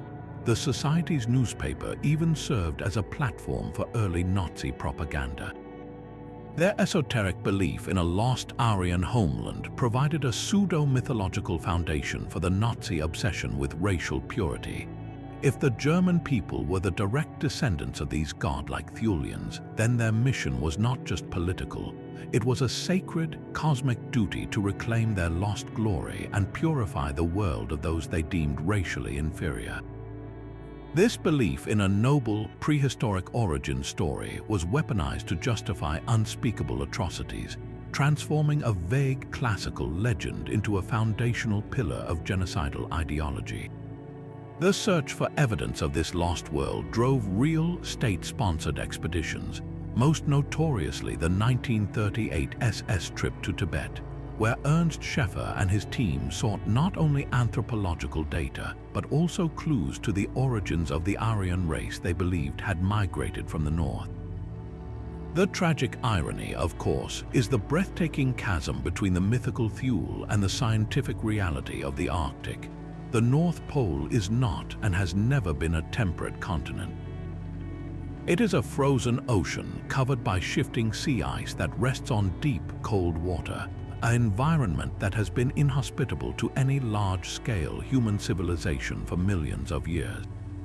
Geological surveys and ice core samples confirm a continuous, icy history, utterly refuting the fantasy of a recent green paradise. The powerful midnight sun of the Arctic summer, which so fascinated Pythias, was perverted by the Nazis into a lingering memory of their supposed eternal polar summer. The journey of the name Thule is a stark lesson in how ancient myths can be hollowed out and filled with poisonous new meanings. It shows how a story of human exploration and the awe of nature's limits can be twisted into a narrative of exclusion, supremacy, and hatred. The real lost world here is not a physical place, but a moral one, the integrity of a historical concept lost to the dark ambitions of those who sought to use the past to control the future. From the frozen myths of the north, we journey now to the heart of the Arabian Peninsula, to the vast trackless sea of sand known as the Rub al-Khali, or the Empty Quarter. Here, woven into the very fabric of Islamic tradition and pre-Islamic Arabian folklore, lies the story of a lost city of unparalleled grandeur and a stark divine warning. This is the legend of Aram of the Pillars, a place whose name evokes images of a metropolis so magnificent it was said to rival paradise itself. According to the Quran, in the chapter known as the Dawn, the tribe of Ad, a people of immense physical strength and technological prowess, grew arrogant in their power. They turned away from the message of their prophet, Hud, and instead devoted themselves to building a lasting monument to their own pride. they constructed Iram, a city characterized by its lofty, towering pillars, a place of such wealth and splendor that it was believed to have no equal in all the land.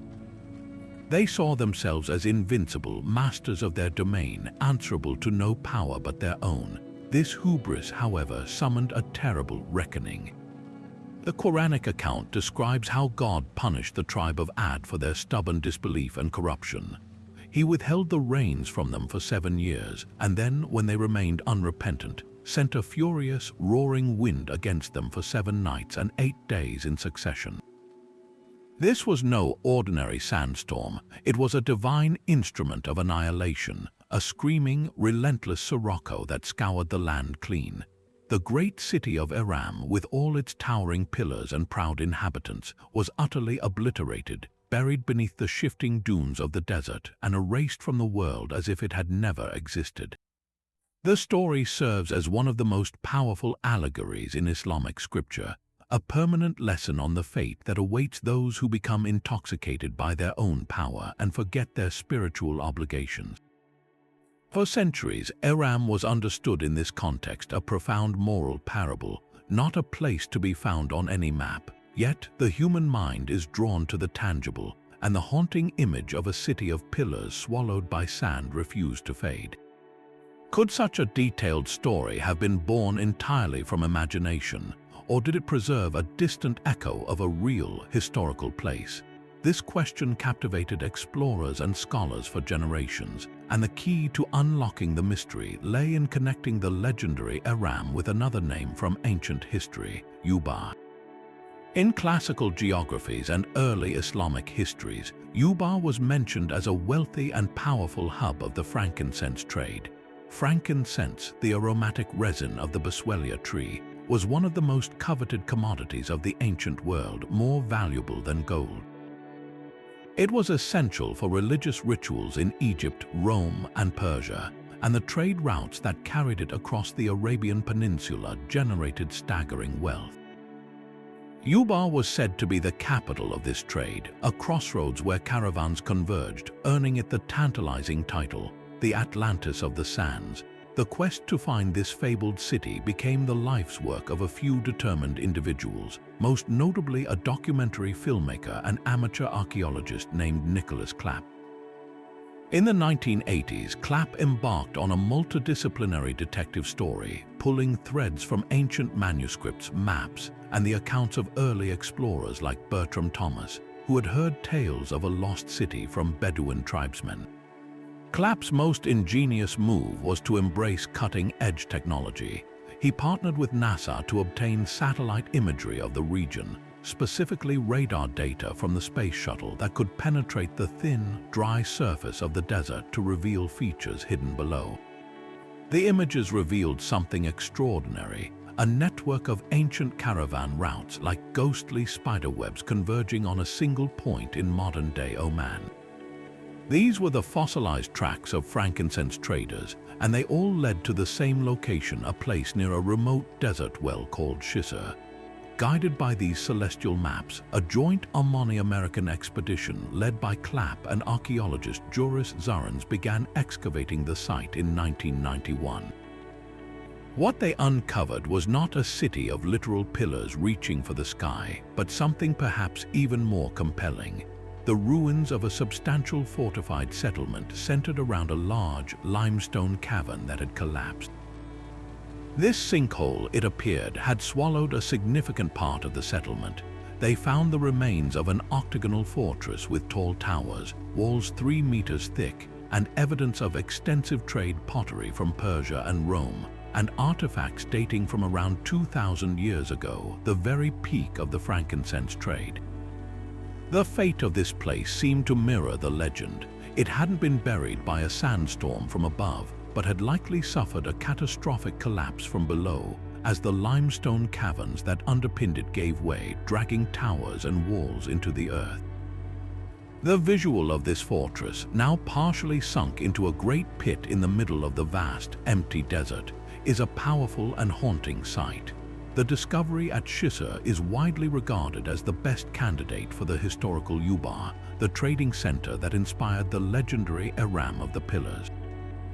It's crucial to understand that the archaeologists did not find a literal city with inscribed pillars bearing the name Eram. Instead, they found the plausible historical nucleus of the myth. The pillars of the Quranic story could be a metaphorical reference to the tall, imposing towers of the Ubar fortress, which would have been a magnificent pillar-like sight for any caravan emerging from the desolate Rub al-Khali. The city's catastrophic end, remembered for generations in oral tradition, could easily have been transformed from a geological sinkhole collapse into the divine sandstorm of the parable. The story of Eram and the discovery of Ubar demonstrate a fascinating process where a real, prosperous city, pivotal to the economy of the ancient world, suffers a dramatic disaster. Over centuries, the memory of that event is preserved and mythologized by desert tribes, its details shifting and amplifying to serve a deeper spiritual purpose until it is finally recorded in scripture as a timeless lesson. The lost city, therefore, exists in two places at once, as a physical ruin being carefully excavated from the sands of Oman, and as an eternal moral compass in the human heart, warning against the pride that goes before a fall. But what if the most important lost world in human history isn't a myth at all, but a forgotten piece of our planet that was once very, very real? This brings us to a different kind of legendary land, one whose existence is a matter of scientific fact, yet whose profound impact has left a deep, echoing resonance in human memory. We are talking about Beringia, the great land bridge that once connected the continents of Asia and North America. During the last ice age, so much of the world's water was locked up in colossal glaciers that global sea levels plummeted by as much as 400 feet. This massive drop exposed a vast expanse of the continental shelf in the Bering and Chukchi Seas, creating a subcontinent the size of modern-day Australia, linking what is now Siberia and Alaska. This wasn't just a narrow, precarious strip of land. This was a wide, sprawling world in its own right, a gateway between two hemispheres that would fundamentally shape the story of humanity. This lost landscape was nothing like the frigid, icy wilderness you might imagine. Beringia was largely spared from the massive ice sheets that blanketed much of North America and Europe because the climate was so dry. Instead of glaciers, it was a cold, arid grassland, an ecosystem known as the Mammoth Steppe. Picture a vast, open plain stretching to the horizon under a wide, windy sky. It was a world populated by a caste of creatures so magnificent they feel like they belong in legend. Herds of woolly mammoths with their long, curved tusks roamed these plains alongside giant steppe bison, scimitar-toothed cats, and massive woolly rhinoceroses. This was a thriving, productive ecosystem, a cold Serengeti that supported an incredible diversity of life, and crucially, it provided a pathway, a green highway through a world of ice. This highway became the stage for one of the most epic journeys ever undertaken, the peopling of the Americas. For generations, small bands of Paleolithic hunters followed the migratory trails of these great animals, slowly and incrementally moving eastward out of Siberia and into this new world. They were not marching with a destination in mind. They were living, hunting, and surviving, their movements dictated by the seasons and the prey they relied upon. Generation by generation, over centuries and millennia, they populated Beringia itself. Then, as the climate began to shift and a narrow, ice-free corridor opened up along the eastern edge of the Rocky Mountains, these resilient people began to move south, eventually spreading to every corner of the North and South American continents. This was not a single migration event, but a complex, multi-threaded process of exploration and settlement, all made possible by the existence of that vast, temporary continent. Then the world changed again. As the last ice age waned, the great glaciers began to melt, releasing torrents of fresh water back into the world's oceans. The sea levels began their relentless, unstoppable rise. Slowly, over thousands of years, the ocean reclaimed the continental shelf. the shallow seas that had once been dry land began to flood, inch by inch, year by year, until the Great Land Bridge was finally severed around 11,000 years ago. The continents of Asia and North America were permanently separated by the cold waters of the Bering Strait. The mammoth steppe, that incredible ecosystem, was drowned, its vast plains now the seabed, and its unique fauna, including the last of the woolly mammoths, eventually faded into extinction. A world that had served as a cradle for human expansion simply vanished beneath the waves. Yet the memory of this lost world and the great journey that took place across it did not completely disappear. While it wasn't a city of gold or a kingdom of gods, indigenous peoples on both sides of the strait retained powerful oral traditions that speak of a time when the two continents were one. The Yupik and Inuit peoples, for instance, have stories that tell of a time when one could walk across to the other side of a land that was later flooded. These narratives, passed down with remarkable fidelity over hundreds of generations, are not direct historical accounts, but they are cultural echoes of a monumental geographical and ancestral event. They preserve the truth of a connection that was severed, a memory of a world that was lost to the sea, proving that some of our most powerful myths are not fantasy, but the long, resonant shadow of a reality that shaped our very existence. Beringia stands as a testament to a different kind of lost world, not one of magic and mystery, but of epic journeys, ecological wonder, and the indelible mark left on human memory by a landscape that truly was. From the tangible, earth-shaping reality of Beringia, we now ascend into the realm of pure spiritual aspiration, to a kingdom that exists not beneath the waves, but hidden somewhere within the snowy fastnesses of Central Asia. This is the legend of Shambhala, a concept so profound in Buddhist tradition that it represents both an inner sanctuary of the mind and a prophesied hope for all humanity. In the rich tapestry of Tibetan Buddhism, Shambhala is not a city of gold or a sunken continent. It is a Bidi Bayang, a Sanskrit term meaning source of happiness, a hidden kingdom of unparalleled peace and wisdom. Imagine a land shaped like an 8-petaled lotus blossom, surrounded by a ring of majestic, ice-clad mountains. At its center lies a magnificent capital city, Kalapa, a place of breathtaking palaces made of gold and precious gems, where the very streets are said to be paved with sandalwood. The air is perfumed, the climate is eternally temperate, and the inhabitants are free from poverty, war, and old age. But the true wealth of Shambhala is not material, it is spiritual. Its people have perfected their minds and hearts, living in accordance with the highest Buddhist teachings, making it a protected reservoir of the purest Dharma in a world often clouded by ignorance and conflict. The spiritual mechanics of reaching Shambhala are as fascinating as the description of the place itself. It is said to be a physical location, yet it exists in a different vibrational frequency than our ordinary world, hidden from view by a mystical veil that only the pure of heart can penetrate.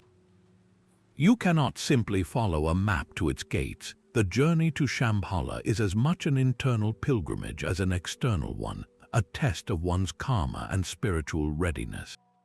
Legends tell of travelers stumbling upon the kingdom by accident, guided by compassion, or after becoming hopelessly lost in a blizzard, only to find themselves in a paradise they could never have imagined.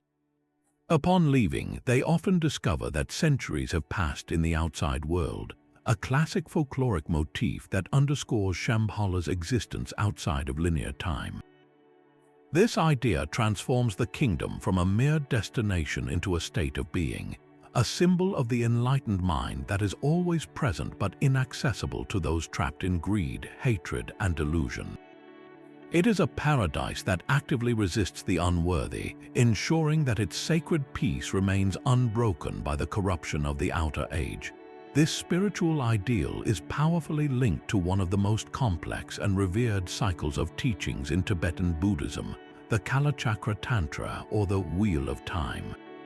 According to tradition, the historical Buddha himself delivered these advanced teachings at the request of King Suchandra of Shambhala. The king then transported this sacred knowledge back to his hidden kingdom, where it has been preserved and passed down through an unbroken lineage of kings for over 2,000 years. This connection elevates Shambhala from a passive paradise to the active guardian of a world-saving doctrine. The Kalachakra is not merely a philosophical system. It is a detailed framework encompassing cosmology, astrology, physiology, and meditation, all aimed at achieving enlightenment, and it contains a startlingly specific prophecy for the future.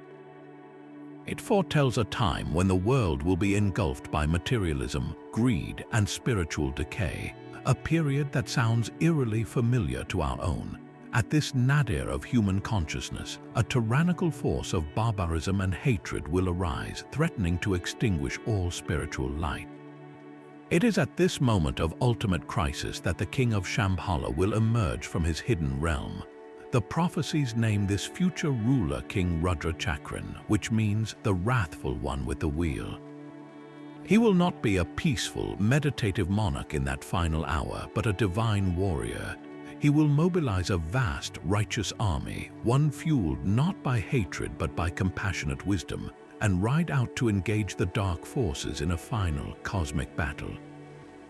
In this great war, the weapons will not be swords and spears alone, but the power of concentrated meditation and spiritual realization.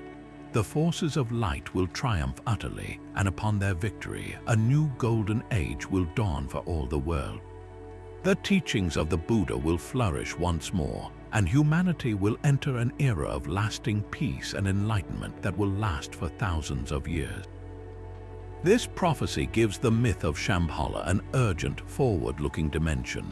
It is not just a nostalgic memory of a lost golden age, but a promised future, a guarantee that no matter how dark the world becomes, the seeds of its salvation are safely guarded, waiting for the right time to sprout and transform the world.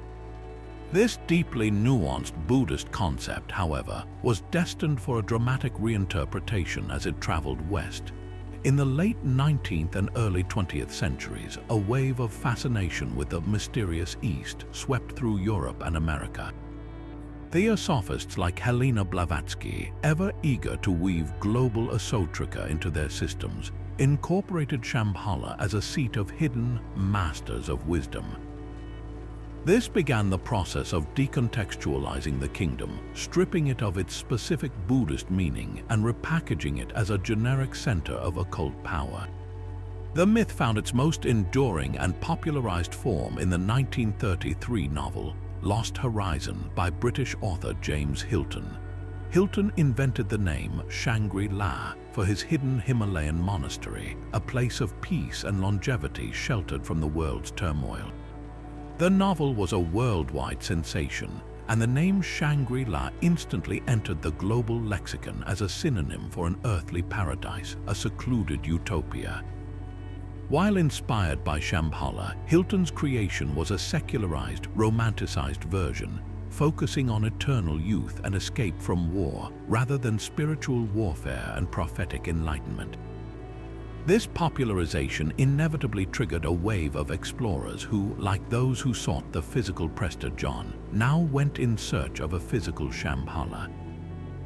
They scoured the remote valleys of Tibet, Mongolia, and the Taklamakan Desert, hoping to find the hidden passes that would lead them to the jeweled capital of Kalapa. The most notorious of these quests, as we've seen, were the Nazi expeditions, whose members believed Shambhala was the source of Aryan origin and a potential weapon. Other, more sincere adventurers like the Russian mystic Nicholas Roerich led extensive expeditions through Central Asia, documenting art and culture while perpetually searching for signs of the hidden kingdom. These searches, while fueling wonderful travel narratives, largely missed the essential point of the Buddhist teaching.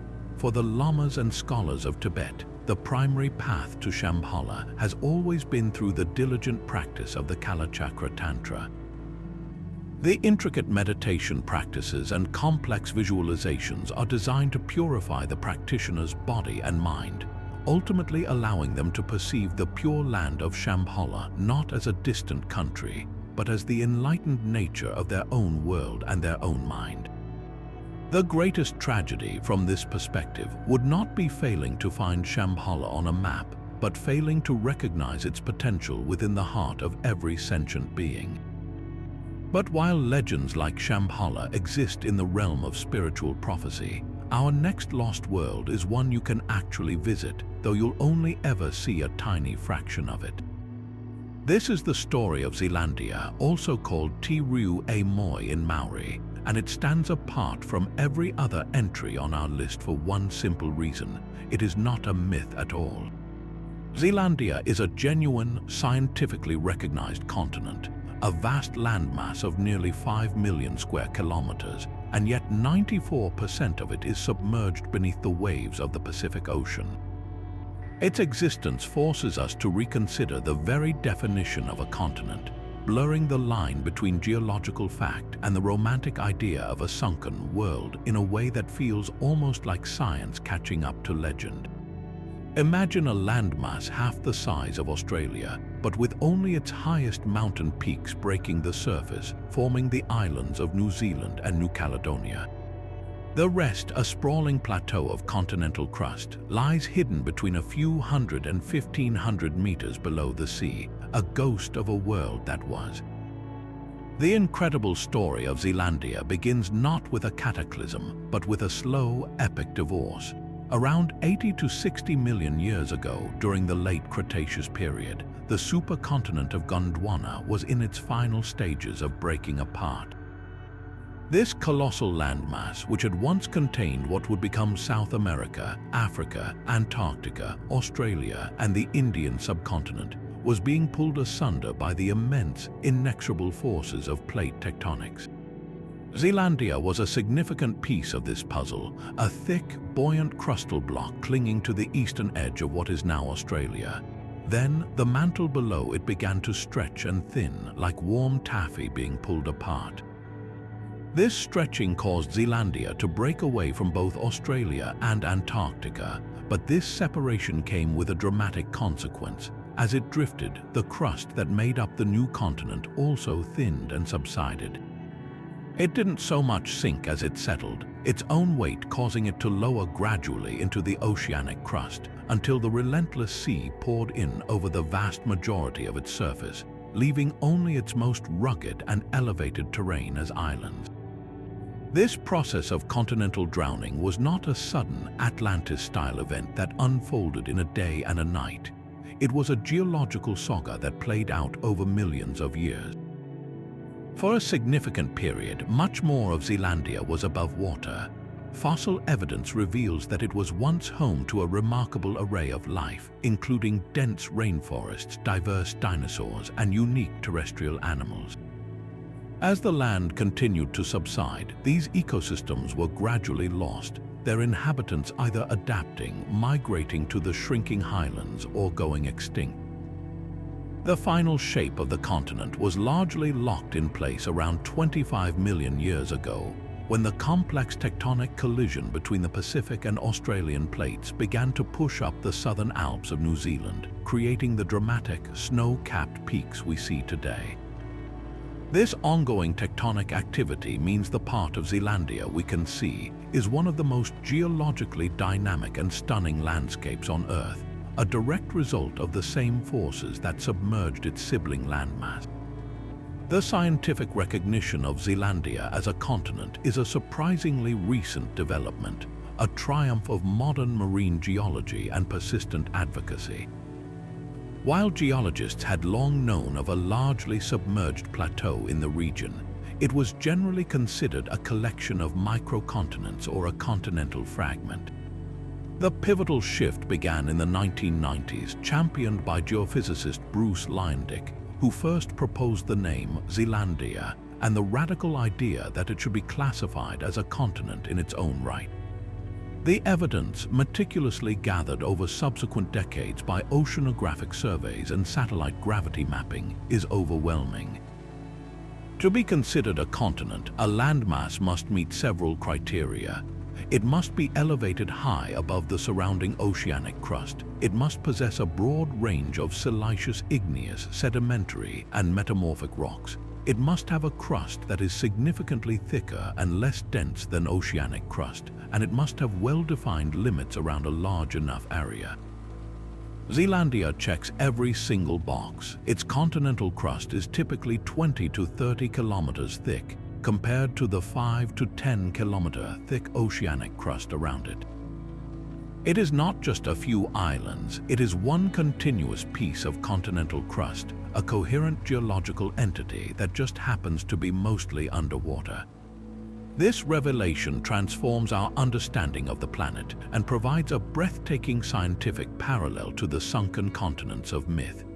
Zealandia is in essence a real-world Mu or Lemuria, but one whose history is written not in occult texts but in the layers of rock and sediment on the ocean floor.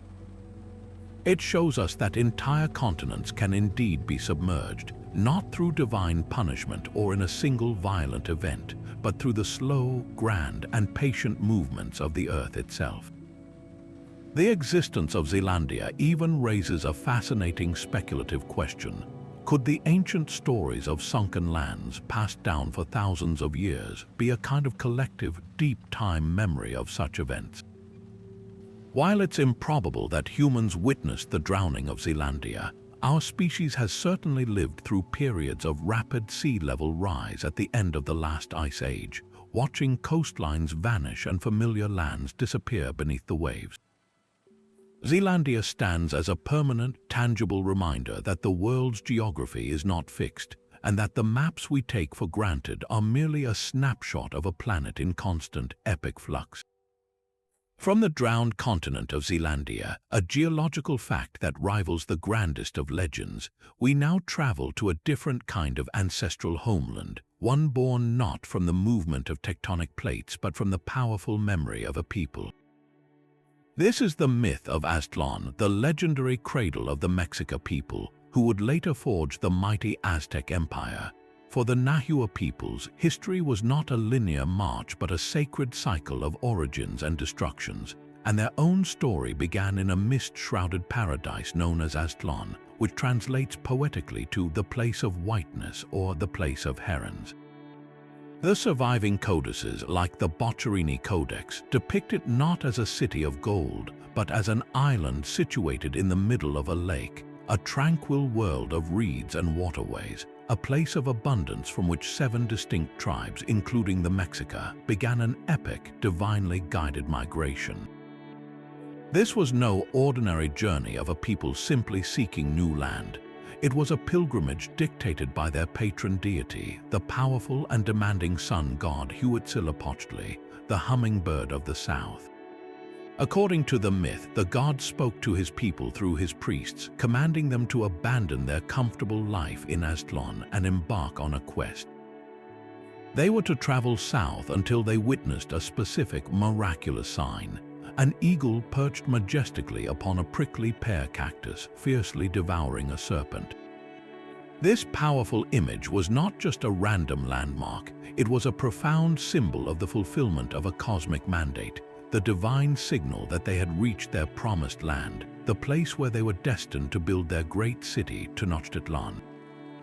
The journey itself was a protracted period of testing and transformation, lasting for generations as the Mexica moved from place to place, honing their martial skills and their identity, slowly evolving from one tribe among many into the formidable people who would one day dominate the Valley of Mexico. The location of this mythical homeland, however, has been one of Mesoamerica's most enduring mysteries. The descriptions in the codices are evocative but geographically vague, speaking of an island in a lake to the northwest. This has led to centuries of speculation, with scholars and explorers proposing a myriad of possible locations, primarily across the northwestern regions of Mexico and even into the American Southwest. Some theories point to the lake-dotted region of Michoacán, while others suggest the area around Laguna de Mexcalteton in Nayarit, an island settlement whose layout and aquatic environment bear a striking resemblance to the descriptions of Aztlan and even to the later Aztec capital. More expansive interpretations, fueled by both fervent nationalism and indigenous rights movements, have placed Aztlan as far north as the American states of Utah, Arizona, or New Mexico, framing the entire southwestern United States as the original Aztec homeland. This ambiguity is, in many ways, the source of the myth's enduring power. Because its physical location remains unconfirmed, Aztlan exists as a movable, spiritual center of gravity, eternally ready to be invested with new meaning. And it is in the modern era that the myth of Aztlan has undergone its most profound and powerful transformation, far beyond its original context as an Aztec origin story. During the social upheavals of the 1960s, the Chicano movement, a civil rights struggle for Mexican Americans, seized upon the symbol of Aztlan and imbued it with potent new political and cultural significance. In 1969, at the groundbreaking National Chicano Liberation Youth Conference in Denver, Colorado, the seminal document El Plan Espiritual de Aztlan, or the Spiritual Plan of Aztlan, was drafted and proclaimed. This manifesto boldly declared the American Southwest to be the ancestral homeland of the Chicano people, a land unjustly taken from them after the Mexican-American War with the Treaty of Guadalupe Hidalgo in 1848. By reclaiming Aztlan, the movement provided a deep, historical, and indigenous foundation for a people who had often been marginalized and treated as foreigners in their own land. This act of reclamation was a masterstroke of cultural and political identity building. Aztlan became more than a place on a map. It became a symbol of unity, resistance, and pride. It connected modern Mexican Americans directly to the grandeur and resilience of their pre-Columbian ancestors, bypassing centuries of Spanish colonialism and affirming a heritage that was rooted in the American continent itself. This was not about a literal return to a physical island, but a spiritual and cultural homecoming. The myth provided a powerful counter-narrative to the dominant American story, asserting that Chicanos were not immigrants, but natives returning to their own stolen patrimony. This idea fueled a renaissance in Chicano art, literature, and music, where imagery of Aztec pyramids, the god Quetzalcoatl, and the iconic eagle and cactus symbol flourished, visually stitching the modern community back into the fabric of an ancient and glorious past. The mythical homeland of herons and white places was thus reborn as a homeland of the heart, a unifying ideal that continues to inspire the ongoing quest for social justice, cultural recognition, and a profound sense of belonging. Yet another legend calls to us, this time from the vast, sun-scorched expanse of the Kalahari Desert in southern Africa. Here, in the late 19th century, a story began to circulate among European explorers and prospectors about a magnificent ruined city, a silent, sand-blanketed metropolis hidden somewhere in the trackless dunes. Fueled by the recent, spectacular discoveries of real lost cities like Great Zimbabwe, the idea of a great civilization that had once thrived in one of the world's most inhospitable environments captured the public's imagination. This was the myth of the lost city of the Kalahari, a tale that would send multiple expeditions into the heart of the desert, chasing a phantom that was ultimately a spectacular trick of the light and the landscape. The man who put this myth on the map was a character as colorful and unlikely as any fiction could invent.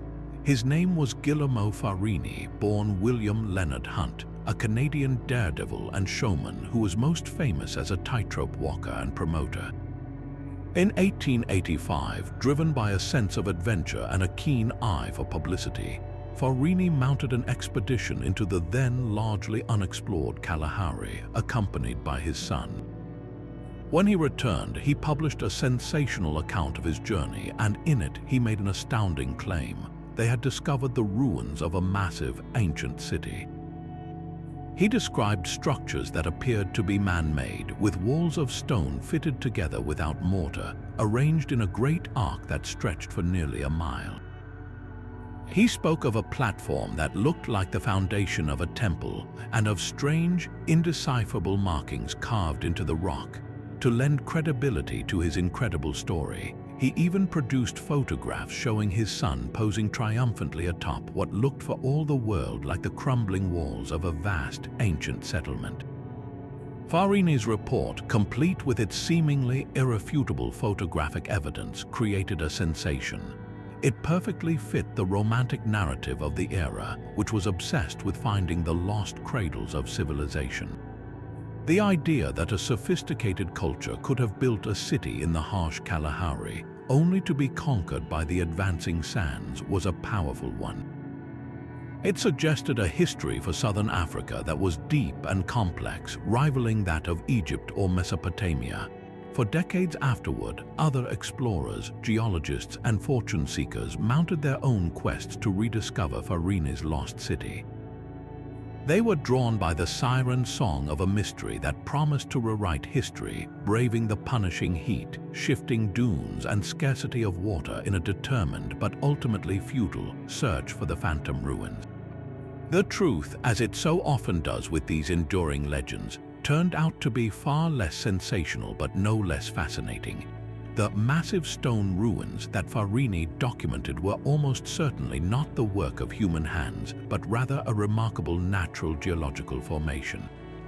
The Kalahari is not a classic sandy desert like the Sahara. Much of it is covered by a deep layer of sand, but beneath that lies ancient bedrock.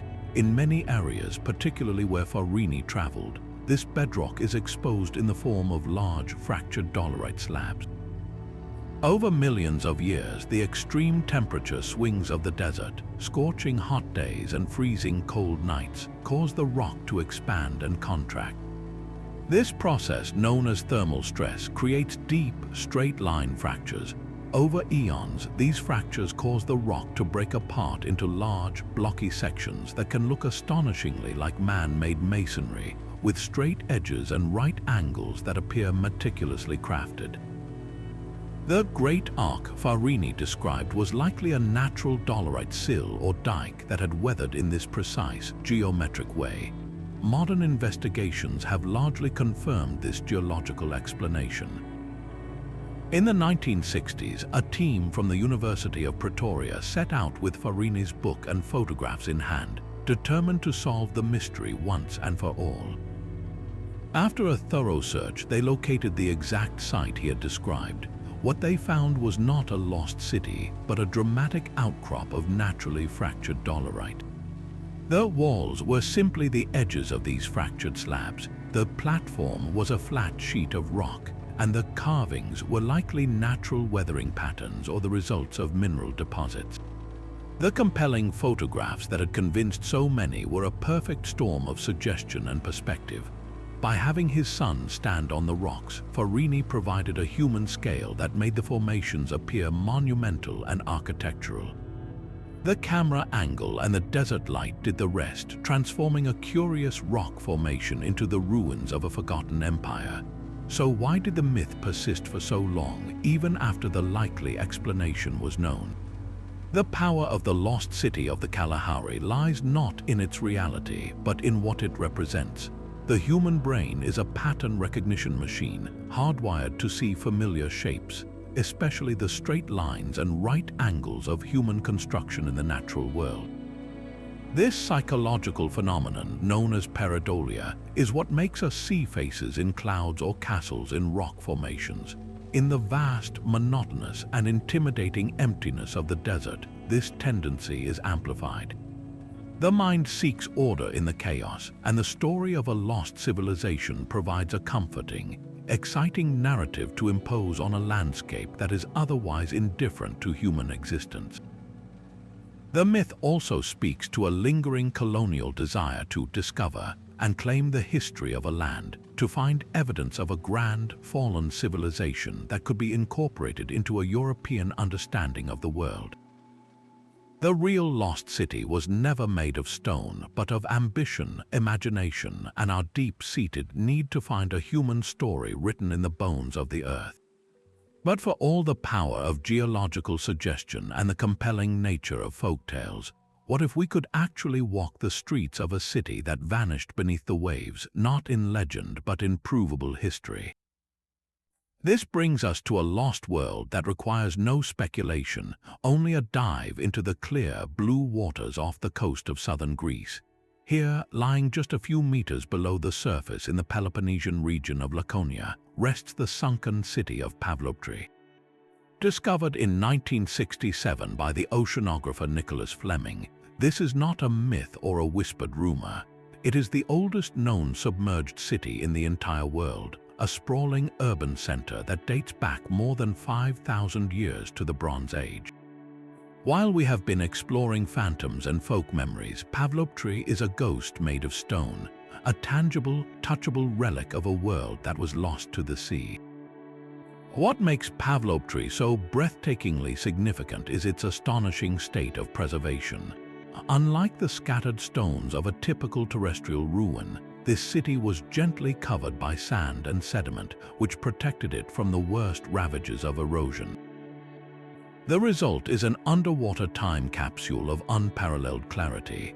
Archaeologists mapping the site have been able to trace the complete street plan of the city, a network of roads and alleyways that still defines the urban grid. They have identified the foundations of distinct buildings, from modest homes to larger, more complex structures that were likely the residences of elites or civic centers. You can clearly see courtyards where families once gathered, and chamber tombs carved into the bedrock that reveal the city's funerary practices. This isn't just a collection of artifacts, it is the entire blueprint of a functioning community, frozen in time at the bottom of the sea. The layout suggests a sophisticated understanding of urban planning, with separate areas for industry, commerce, and dwelling, pointing to a society that was organized, hierarchical, and deeply connected to the maritime world. The submergence of Pavloptri was not a slow, creeping process like the drowning of Beringia, but a sudden, catastrophic event, most likely a series of powerful earthquakes common to this seismically active region. The ground simply dropped and the Mediterranean poured in, swallowing the city whole. This single dramatic event provides a powerful and tangible archaeological basis for the many Greek myths of flooded cities and divine punishments that we find woven throughout their literature. For centuries, scholars have read Plato's story of Atlantis and other tales of sunken realms as pure allegory. But Pavloptri stands as undeniable proof that the ancient Greeks were living amidst the very real, physical evidence of such disasters. The memory of watching a coastal city vanish in a day, of seeing the land literally slip away, must have been seared into the collective consciousness, providing a real-world template for the stories of divine wrath and cataclysmic floods that would become central to their cultural mythology. Pavloptri is the historical seed from which these epic legends grew. Visualizing this lost world is now possible through incredible advancements in marine archaeology and digital technology. Underwater footage of the site shows divers gliding over ancient walls, their hands tracing the same stones that Bronze Age merchants once walked past. But the true magic happens with three-dimensional reconstructions. Using precise photogrammetry and sonar mapping, researchers have created stunningly detailed digital models of the entire city as it would have looked in its prime. These reconstructions show a bustling port town of whitewashed, flat-roofed buildings crowding the shoreline, with a busy harbor filled with the distinctive longboats of the era. The city's economy was clearly built on trade, and its artifacts connected to the wider Bronze Age world. Finds of pottery and tools show strong links to both the Minoan civilization of Crete and the Mycenaean civilization of mainland Greece, suggesting Pavloptri was a vital hub in a complex network of maritime commerce that stretched across the eastern Mediterranean. This places Pavloptri at a fascinating crossroads in history. It thrived during a period that was a true cradle of Western civilization, a time when the legendary heroes of Homer's epics were said to have walked the earth. The city's layout and artifacts provide an invaluable, ground-level look at daily life in a period we often know only from grand palatial ruins like Mycenae or Knossos. It shows us the reality behind the legends, the homes of the traders, sailors, and artisans who formed the backbone of these famous cultures. Its discovery forces us to completely recalibrate our understanding of the Bronze Age Aegean, revealing a level of maritime infrastructure and urban development that was far more extensive than previously believed. The silent, sunken streets of Pavloptri are not just a ruin, they are a direct window into a lost chapter of human history, a real city that sank not because of a moral failing, but because the very ground beneath it gave way, leaving behind a perfect archaeological snapshot for us to discover millennia later.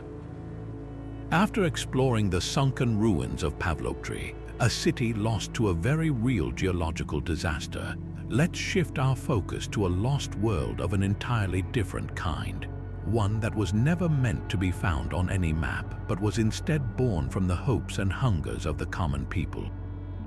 Imagine, if you will, a land where rivers flow with wine, roasted pigs trot about politely with carving knives already stuck in their backs, and luscious cooked geese fly directly into your open mouth.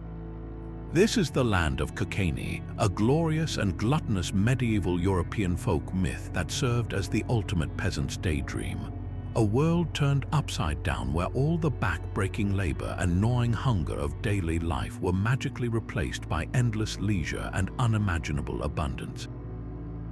To understand why such a whimsical fantasy took such a powerful hold on the medieval imagination, we need to step into the worn-out shoes of a typical European peasant.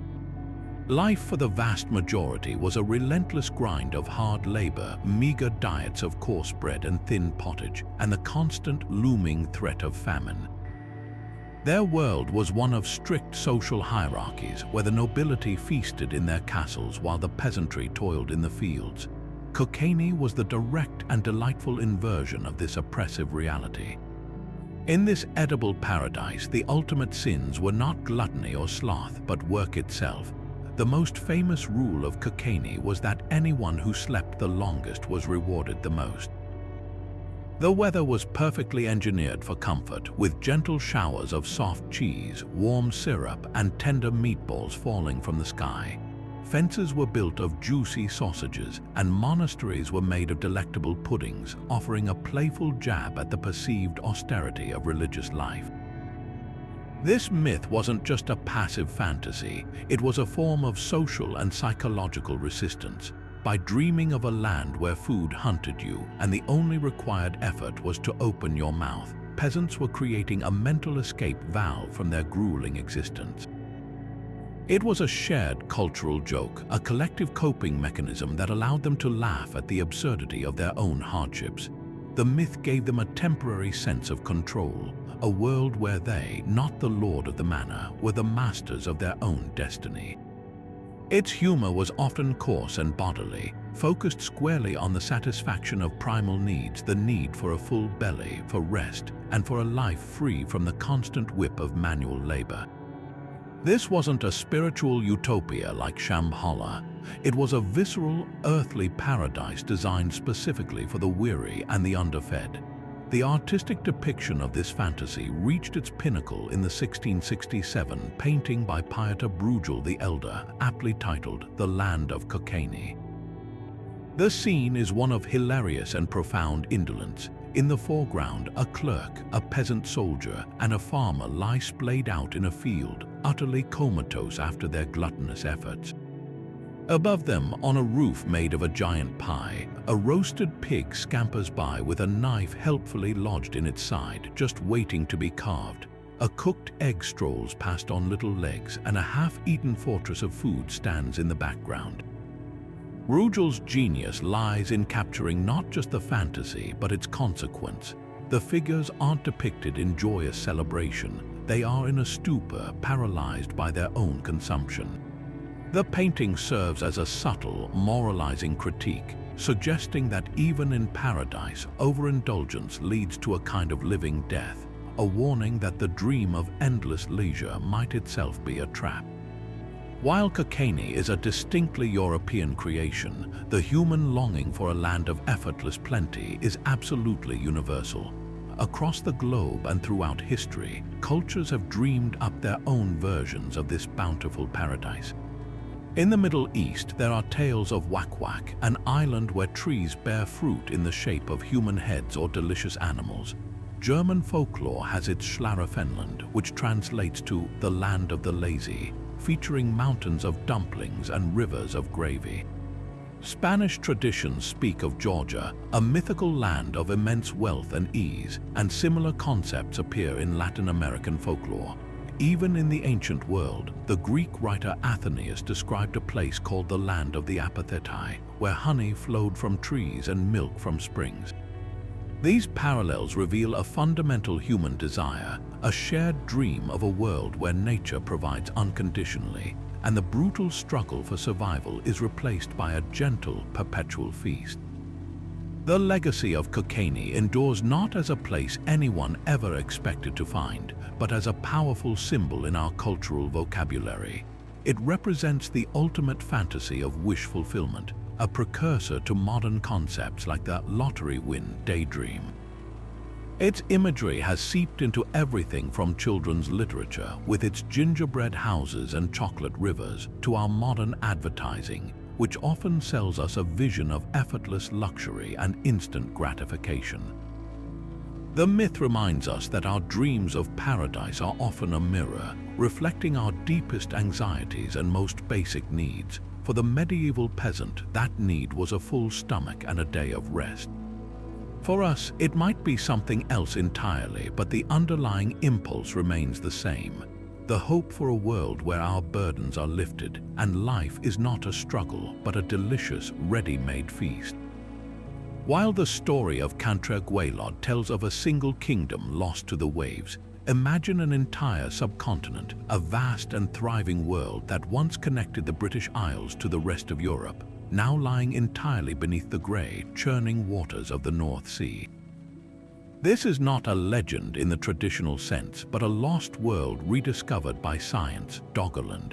Named after the Dogger Bank, a large sandbank in the North Sea that was once its central range of hills, this was a landmass of staggering proportions. At its peak, around 12,000 years ago, it stretched from the eastern coast of Britain all the way to the present-day Netherlands, Denmark, and the northern coasts of Germany. This was no barren land bridge, but a diverse and resource-rich landscape of rolling hills, deep river valleys, dense forests, marshes, and vast lagoons, a veritable heartland of Mesolithic Europe that was home to a vibrant ecosystem and the human communities that depended upon it. The people of Doggerland were Mesolithic hunter-gatherers, skilled and adaptable, who tracked herds of reindeer and aurochs, the massive, wild ancestors of modern cattle across its plains. They fished in its rivers teeming with salmon and hunted waterfowl in its extensive wetlands. They crafted sophisticated tools from flint and bone, and they moved with the seasons, following the game and the ripening of wild plants. Their world was connected, not separated, by what we now see as barriers. Where the English Channel now flows, a major river system, which archaeologists have nicknamed the Channel River, carved its way through the landscape, fed by the Thames, the Rhine, and the Meuse. This great river was the lifeblood of Doggerland, a highway for travel and a rich source of food. Its valley a lush corridor through a landscape that was, for a time, a paradise for human habitation.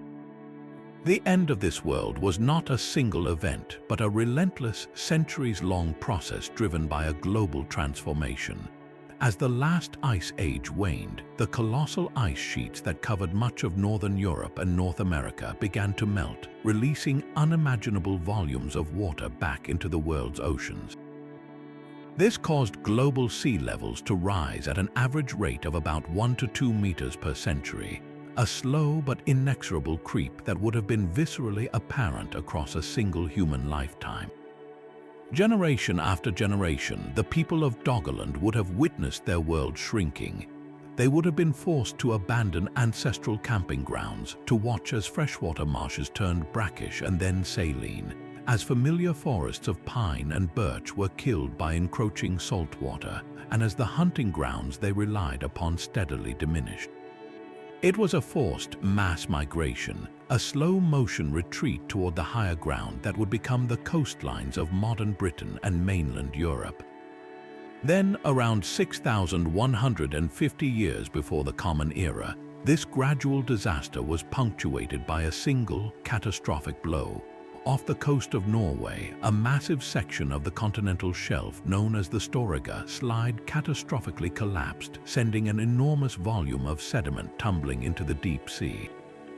This underwater landslide triggered a devastating tsunami that raced across the North Atlantic.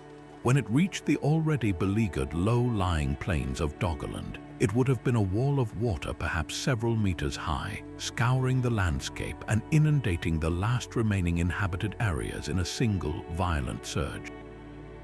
While the rising sea level was the underlying cause of Doggerland's demise, the Storegga Slide tsunami was likely the final, dramatic coup de grace, delivering the final blow to a world that was already on its last legs, submerging the last vestiges of the land bridge and permanently severing Britain from the European mainland. For centuries, the only hints of this lost world were the strange, anachronistic objects hauled up in the nets of North Sea fishermen. They would pull up the bones of mammoths, lions, and hyenas, animals utterly foreign to the modern European landscape, alongside the antler tools and finely worked flint spear points of the people who once hunted them. These Morlock finds, as they were called, were long considered curiosities, but it wasn't until the advent of modern oil and gas exploration that the true scale of Doggerland began to emerge. Seismic survey data used to map the seafloor geology revealed the ghostly topography of a drowned world, the sunken valleys of its great rivers, the basins of its ancient lakes, and the contours of its hills. More recently, targeted archaeological surveys have begun to systematically explore this submerged landscape, using core samples to extract ancient pollen and plant remains, which paint a detailed picture of the changing environment, from cold tundra to dense forest to final submergence. This is not a myth we are piecing together from ancient texts, but a lost world being reconstructed through the hard evidence of science. Every mammoth tooth, every discarded flint tool, and every core sample of ancient peat pulled from the seabed is a direct message from our deep past.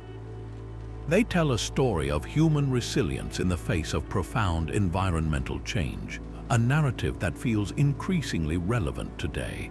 The story of Doggerland is a powerful reminder that the world's geography is not fixed, and that the maps we take for granted are merely a snapshot in a long, dynamic history of climatic shifts and rising seas.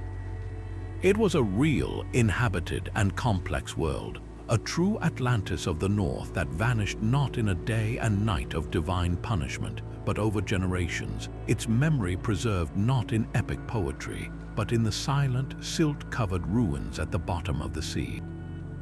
And so we return to the Americas, where the feverish dream of El Dorado had barely begun to fade before a new and equally potent legend captured the Spanish imagination, the myth of the 7 cities of gold. This particular tale, however, pointed not toward the steamy jungles of the Amazon, but into the vast, arid, and utterly unknown interior of the North American continent. The origins of this fantasy are a tangled web of coincidence and misunderstanding. A popular European legend from the 8th century told of 7 Catholic bishops who fled the Moorish conquest of the Iberian Peninsula, sailing west across the Atlantic, and each founding a magnificent, gold-rich city on a distant island called Antalya. Centuries later, when Spanish explorers arrived in the New World, they heard indigenous stories about the fabulous wealth of the Aztec and Inca empires. They began to conflate these real riches with their own medieval fable, convinced that the 7 cities of gold, or Cibola, must be located somewhere north of the conquered Aztec lands, just waiting to be claimed. This powerful mirage was given a devastating jolt of apparent credibility by a shipwrecked survivor named Alvar Núñez Cabeza de Vaca. In 1528, he and his crew were stranded on the coast of Texas, and for the next 8 years, he and 3 other men endured an epic, harrowing journey across the Southwest, living as slaves, traders, and even faith healers among various Native American tribes. When he finally stumbled into a Spanish outpost in Mexico in 1536, His account of the lands to the north was sensational. He spoke of hearing stories from indigenous people about great populous cities with multi-storied buildings, a description that the Spanish immediately interpreted as confirmation of Cibola. They had seen the great stone pyramids of the Aztecs. Surely these northern cities, built on cliffs and rising high above the plains, were of similar or even greater opulence. The lure was irresistible, and the stage was set for one of the most ambitious, costly, and ultimately heartbreaking expeditions in the history of North American exploration. The man chosen to lead this quest was Francisco Vázquez de Coronado, the young and ambitious governor of the Spanish province of Nueva Galicia. In 1540, he assembled a veritable army of conquest, over 300 Spanish soldiers in gleaming steel armor, more than 1,000 indigenous Mexican allies, and a vast train of livestock, cattle, sheep, and pigs to sustain them on their march into the unknown. It was a colossal undertaking, a moving city of metal, flesh, and desperate hope. Their first target was a place called Cibola, which we now know was the Zuni pueblo of Huaca in modern-day New Mexico. After months of grueling travel, Coronado's advance guard, parched and exhausted, finally laid eyes on their prize. What they saw was not a city of shimmering gold, but a multi-storied adobe pueblo complex baking in the desert sun. The Spanish demanded submission, the Zuni defended their home. In the brief, brutal skirmish that followed, Coronado himself was nearly knocked unconscious by stones thrown from the pueblo walls. They took the settlement, but the prize was a bitter disappointment, a dusty collection of terraced buildings filled with food, turquoise, and simple pottery, but not a single ounce of the gleaming gold they had marched so far to find. It was at this moment of profound disillusionment that the myth mutated, and a new, even more tantalizing name entered the conversation: Quivira. The key figure in this next chapter was a man the Spanish called El Turco, or the Turk, likely because of his distinctive facial appearance. He was a captive from a Plains Indian tribe, probably Pawnee, and he was brought before the disheartened Coronado. El Turco, perhaps seeing a chance to manipulate these powerful but gullible strangers, or perhaps following a tradition of leading enemies into the vast emptiness to perish, began to spin a magnificent tale. He spoke of his homeland, Quivira, a fabulously wealthy kingdom far to the east. He described a river 2 leagues wide with fish as large as horses, and great lords who napped under trees draped with tiny golden bells that lulled them to sleep with their gentle chiming.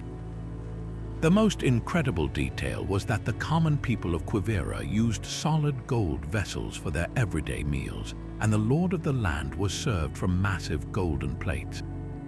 For Coronado, whose expedition was on the brink of financial and moral collapse, this was a lifeline.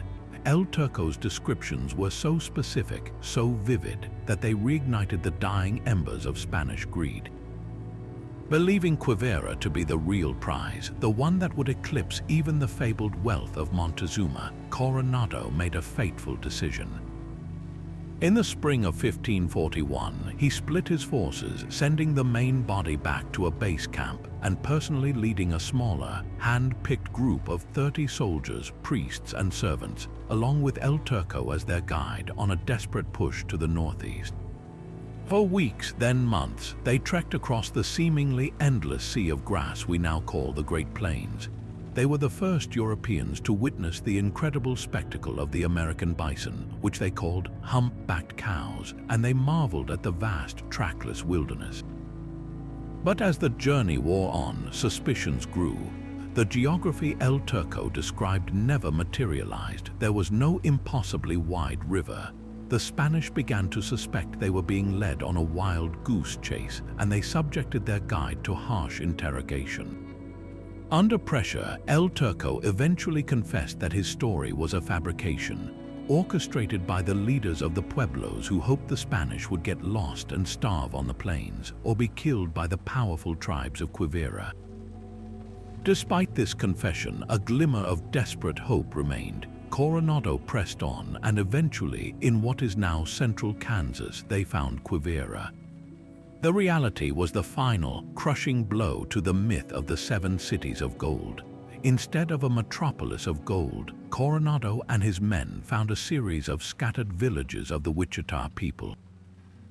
These were not stone or adobe cities, but collections of large, conical, grass-thatched huts, situated near rivers and surrounded by fields of corn, beans, and squash.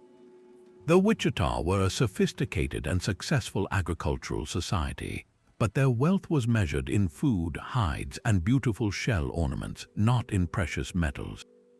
The gold was nothing more than polished copper, and the silver was simple mica. Coronado and his men spent several weeks among these hospitable people, exploring the region, but all they found was more of the same, a fertile land, but one utterly devoid of the legendary treasures they sought. In a final act of bitter frustration, Coronado had El Turco executed for his deception, and the entire expedition turned back, defeated and impoverished, to Mexico. The story of Quivira and the 7 cities of gold is a profound lesson in the dangerous power of cultural misunderstanding and unchecked ambition. The Spanish, driven by their own avarice and a medieval European worldview, consistently interpreted indigenous stories through a distorted lens. A tale about a prosperous trading center became, in their minds, a kingdom of gold. The genuine accomplishments of the Pueblo and Wichita cultures, their complex social structures, their masterful adaptation to a harsh environment, their successful agriculture, were invisible to the conquistadors, who could see value only in the glitter of precious metal. The myth was perpetuated by a combination of their own desperate wishful thinking and, in the case of El Turco, deliberate indigenous deception, a tactical lie told to divert a dangerous and unpredictable force away from his own people and into the wilderness. The real lost city was never a place of metal, but a chasm of understanding between 2 worlds, a gulf so wide that an entire expedition could march into it and vanish, not beneath the waves, but into the crushing disappointment of a dream built on nothing more substantial than sand and grass. Our journey now takes us to the sun-drenched shores of South India, where a legend of a different kind of lost continent has been woven into the very soul of a people for millennia. This is the story of Kumari Kandam, a legendary landmass described in ancient Tamil literature as a vast continent that once stretched far to the south of present-day India, connecting it to lands as distant as Madagascar and even the fringes of Australia.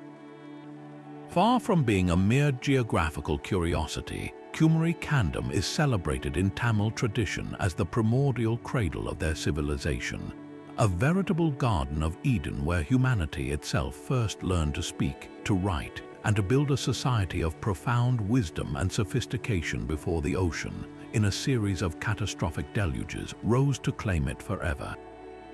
This narrative is not found in a single, definitive text, but is intricately embedded in the corpus of Tamil Sangam literature, a body of work believed to be over 2,000 years old. The poems and epics of this period make poignant references to a vast territory that was lost to the sea, a land swallowed by the waves, forcing the Tamil people to migrate northward, carrying the embers of their culture with them and establishing new kingdoms on the Indian mainland. The descriptions found in these ancient texts paint a picture of a land of incredible prosperity and natural beauty. Kumari Kandam was said to be divided by 2 major rivers, the Payulai and the Kumari, flowing through a landscape of 49 fertile territories. It was a land of immense cultural achievement, believed to be the site of the first 3 legendary Sangams, or great academies of poets and scholars. These were not just literary clubs, they were the very heart of Tamil intellectual and spiritual life, where language was refined, grammar was codified, and vast libraries of literature were produced over thousands of years. The legend tells us that the first 2 of these great academies were themselves lost as the sea progressively encroached, with only the 3rd Sangam surviving in the historically attested city of Madurai. This imbues Kumari Kandam with a sense of tragic, layered loss, not just of land, but of entire epochs of knowledge, entire libraries of poetry and philosophy submerged beneath the waves, representing a cultural amnesia on a catastrophic scale. This powerful indigenous legend took on a fascinating new life in the 19th century when it collided with Western scientific speculation.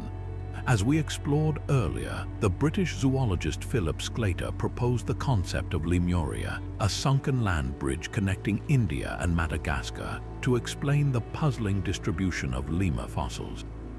This scientific hypothesis was quickly adopted and expanded by Tamil intellectuals and Indian nationalists, who saw in it a potential validation of their own ancient traditions. They proposed that the Lemuria of Western science and the Kumari Kandam of Tamil lore were one and the same. This fusion was electrifying. It seemed to provide a geological and paleontological basis for a story that had been preserved in poetry for centuries, transforming a cultural memory into a potential historical reality. The continent was reimagined not just as the Tamil homeland, but in some more expansive interpretations as the original homeland of all humankind, a tropical, prehistoric utopia from which all human cultures eventually dispersed. The symbolic power of Kumari Kandam in modern Tamil identity cannot be overstated. In a contemporary context, the legend serves as a powerful assertion of cultural antiquity and pride. It positions the Tamil people as the inheritors of one of the world's most ancient and advanced civilizations, one that predates and stands apart from the Sanskrit-centric narratives of Indian history that often dominate the national discourse. The lost continent becomes a metaphor for a golden age of Tamil sovereignty, language, and artistic achievement, a touchstone for identity in a globalized world. This is why you will find references to Kumari Kandam in contemporary Tamil cinema, literature, and political rhetoric. It is a symbol of resilience, a memory of a magnificent past that was lost but whose spirit survived the cataclysm and continues to inspire the present. The very act of remembering Kumari Kandam becomes an act of cultural preservation and defiance. Of course, modern geology presents a significant challenge to the literal interpretation of a recent, continent-sized landmass in the Indian Ocean. The theory of plate tectonics provides a compelling explanation for the distribution of life forms that once fueled the Lemuria hypothesis. India and Madagascar were indeed once connected, but as part of the supercontinent Gondwana hundreds of millions of years ago, a time frame vastly older than any human civilization. The slow, continental drift that separated them was a process that took eons, not the sudden, catastrophic floods described in the Sangam literature. There is no geological evidence for a large continent sinking in this location within the last 20,000 years. Yet, to dismiss the legend entirely based on this would be to miss its profounder meaning. The story of Kumari Kandam almost certainly contains a kernel of folk memory from a very real post-glacial event. As the last ice age ended, sea levels rose dramatically, inundating coastlines all over the world. The continental shelf south of India is relatively shallow, and it is entirely plausible that a significant amount of coastal land, including potentially large islands or peninsulas that were home to early human settlements, was swallowed by the rising waters over generations. This slow-motion disaster, witnessed by ancestors of the Tamil people, could easily have been compressed in oral tradition into the epic, single-event cataclysms described in the poems. The legend of Kumari Kandam, therefore, stands at a beautiful and complex intersection. It is a foundational myth of cultural origin, a point of pride and identity. It is a story that was temporarily intertwined with a now debunked scientific theory, gaining a new kind of credibility in the process, and it is likely a poetic and powerful retelling of a genuine geological and human experience, the traumatic loss of a homeland to the relentless sea. It is a testament to the enduring power of story to preserve the memory of landscapes long vanished and to give meaning to the deepest yearnings of a people for their origins.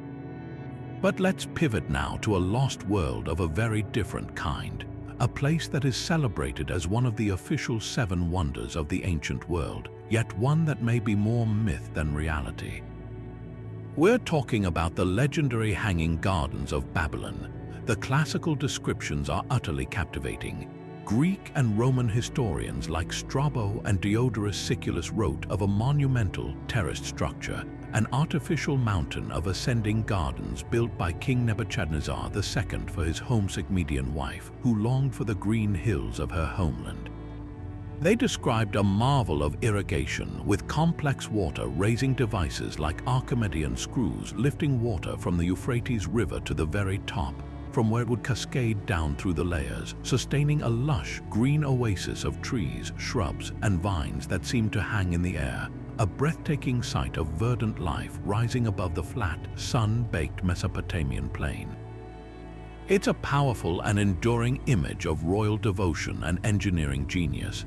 There's just one monumental problem with this story. Despite over a century of intensive archaeological work at the site of ancient Babylon, in modern-day Iraq, no definitive physical evidence for the gardens has ever been found.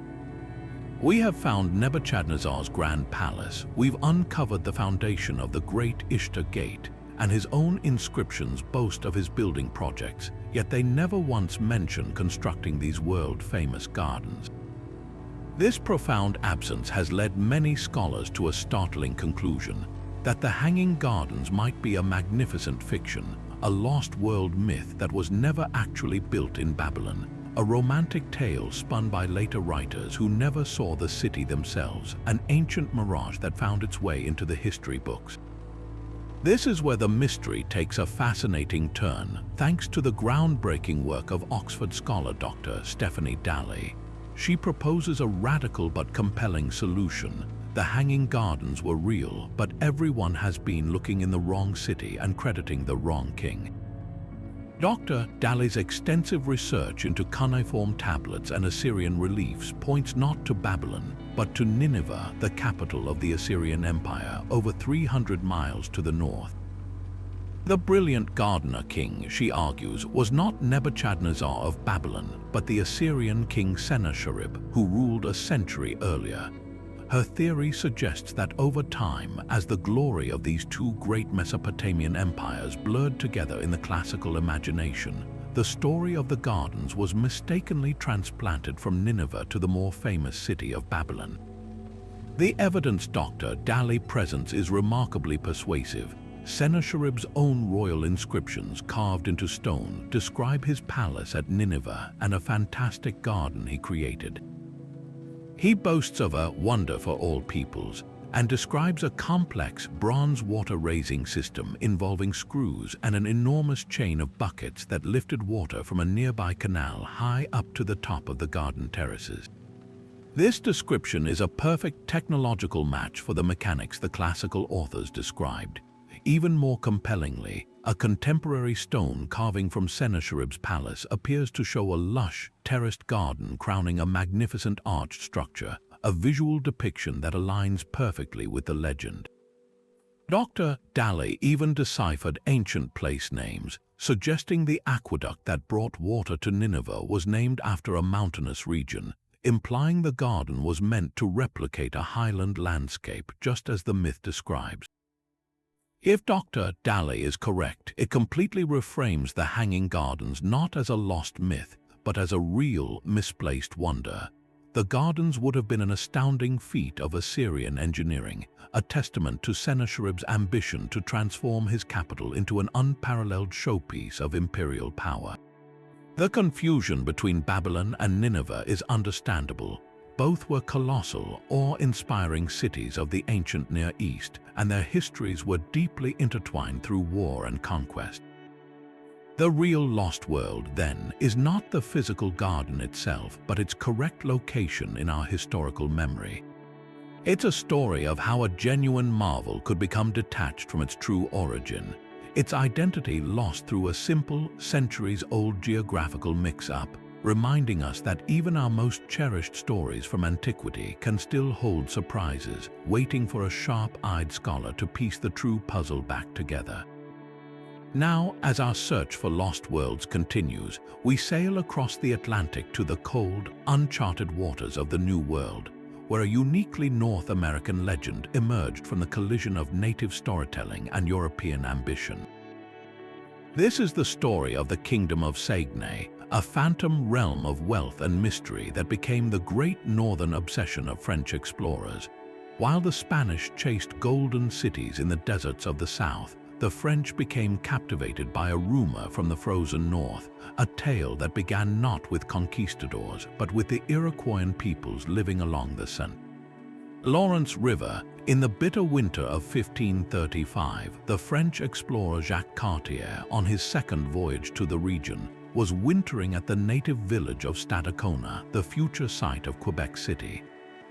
It was here, huddled against the cold, that the local Iroquois began to tell him stories of a fabulously wealthy kingdom far upriver, a land they called Saguenay. The indigenous descriptions were vivid and strange. They spoke of a powerful kingdom populated by a race of fair-skinned, light-haired people, a detail that immediately electrified the French. These blondes lived in great fortified cities and possessed immense wealth in the form of gold, copper, and magnificent furs. They described a land where the precious metals were so abundant they were used for everyday objects, much like the tales of Quivira, but with a distinctly northern twist.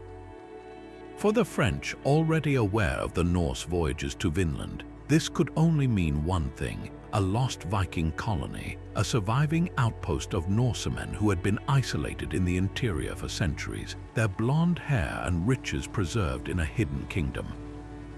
For others, it seemed like a northern El Dorado, a new world of untapped wealth waiting for a European power to claim it. Driven by this intoxicating vision, Jacques Cartier became determined to find Saguenay. On his third voyage in 1541, he pressed further up the St. Lawrence than ever before, his eyes constantly scanning the northern tributaries for the fabled entrance to the kingdom. The most promising of these was the dark, dramatic, and fjord-like Saguenay River, whose imposing mouth seemed to beckon into a mysterious interior. Cartier and his men desperately questioned every native guide they met, piecing together a geography of this phantom realm. They were told the kingdom was ruled by a single, powerful king, and that to reach it, one had to navigate past territories of hostile tribes and through treacherous waters. The French imagination ran wild, picturing a vast, organized state hidden in the Canadian wilderness, a civilization that could provide a powerful ally against rival European powers and fill French coffers with New World treasure. The truth behind this compelling myth, however, was almost certainly a masterful piece of economic and political strategy on the part of the Iroquois of Stadacona. By the time Cartier arrived, the indigenous peoples of the region were already part of a complex, continent-wide trading network. The St. Lawrence Iroquois acted as middlemen, controlling the flow of goods, especially highly prized copper from the Great Lakes region and exquisite furs from northern tribes, to the coastal peoples. The story of a rich kingdom of blondes to the north was likely a clever and deliberate fabrication. It was a tale designed to pique French interest and encourage them to establish a permanent trading post at Stadacona. By presenting themselves as the gateway to an even greater source of wealth, the Iroquois were positioning themselves as indispensable partners, ensuring a steady flow of European metal goods, cloth, and weapons through their village, thereby consolidating their own power and prosperity within the regional trade hierarchy. This interpretation is supported by the simple fact that every detail the Iroquois provided seemed perfectly tailored to French desires and fears. The mention of blonde-haired people directly appealed to European legends of lost Norse settlers. The descriptions of gold and copper targeted their lust for precious metals, and the warnings of hostile tribes along the route served to discourage the French from venturing forth on their own, keeping them dependent on their Stadacona hosts for information and guidance. The Kingdom of Saguenay was a brilliant mirage, a story told so effectively that it launched official French expeditions for decades. Even after Cartier failed to find it, the legend was incorporated into the Royal Commission for later explorers like Jean-François de la Roque de Roberval, who was explicitly ordered to settle the region and discover the Kingdom of Sagene. Ultimately, the searches proved futile. No cities of Norse descendants were ever found. No mountains of gold or copper materialized. The rugged, breathtaking landscape of the Sagene region, with its deep fjords and dense boreal forests, held many wonders, but none of them were the mythical kingdom. The real treasure, as the Iroquois had perhaps intended all along, was the fur trade. The French did eventually establish a permanent presence, and the Saguenay River became a vital artery for the Coureurs des Bois, the rugged French-Canadian woods runners, who forged deep into the continent to trade for the beaver pelts that would become the true currency of New France. The Phantom Kingdom had served its purpose, drawing the Europeans inland and binding them into an economic relationship that would shape the destiny of a continent. The Kingdom of Saguenay thus stands as a fascinating example of a lost world that was not a forgotten memory, but a strategic creation, a story that wielded the power of myth to redirect the course of history and exploration. Moving from the strategic myths of the New World, we arrive at a tale from the modern era, a story that proves the age of exploration was far from over even in the 20th century. This is the gripping and ultimately tragic story of Colonel Percy Harrison Fawcett, a British explorer whose name became permanently linked to a phantom he called the Lost City of Z. Fawcett was no armchair theorist. He was a seasoned frontiersman, a veteran of the Royal Artillery, and a man forged by decades of experience surveying uncharted borders in South America for the Royal Geographical Society.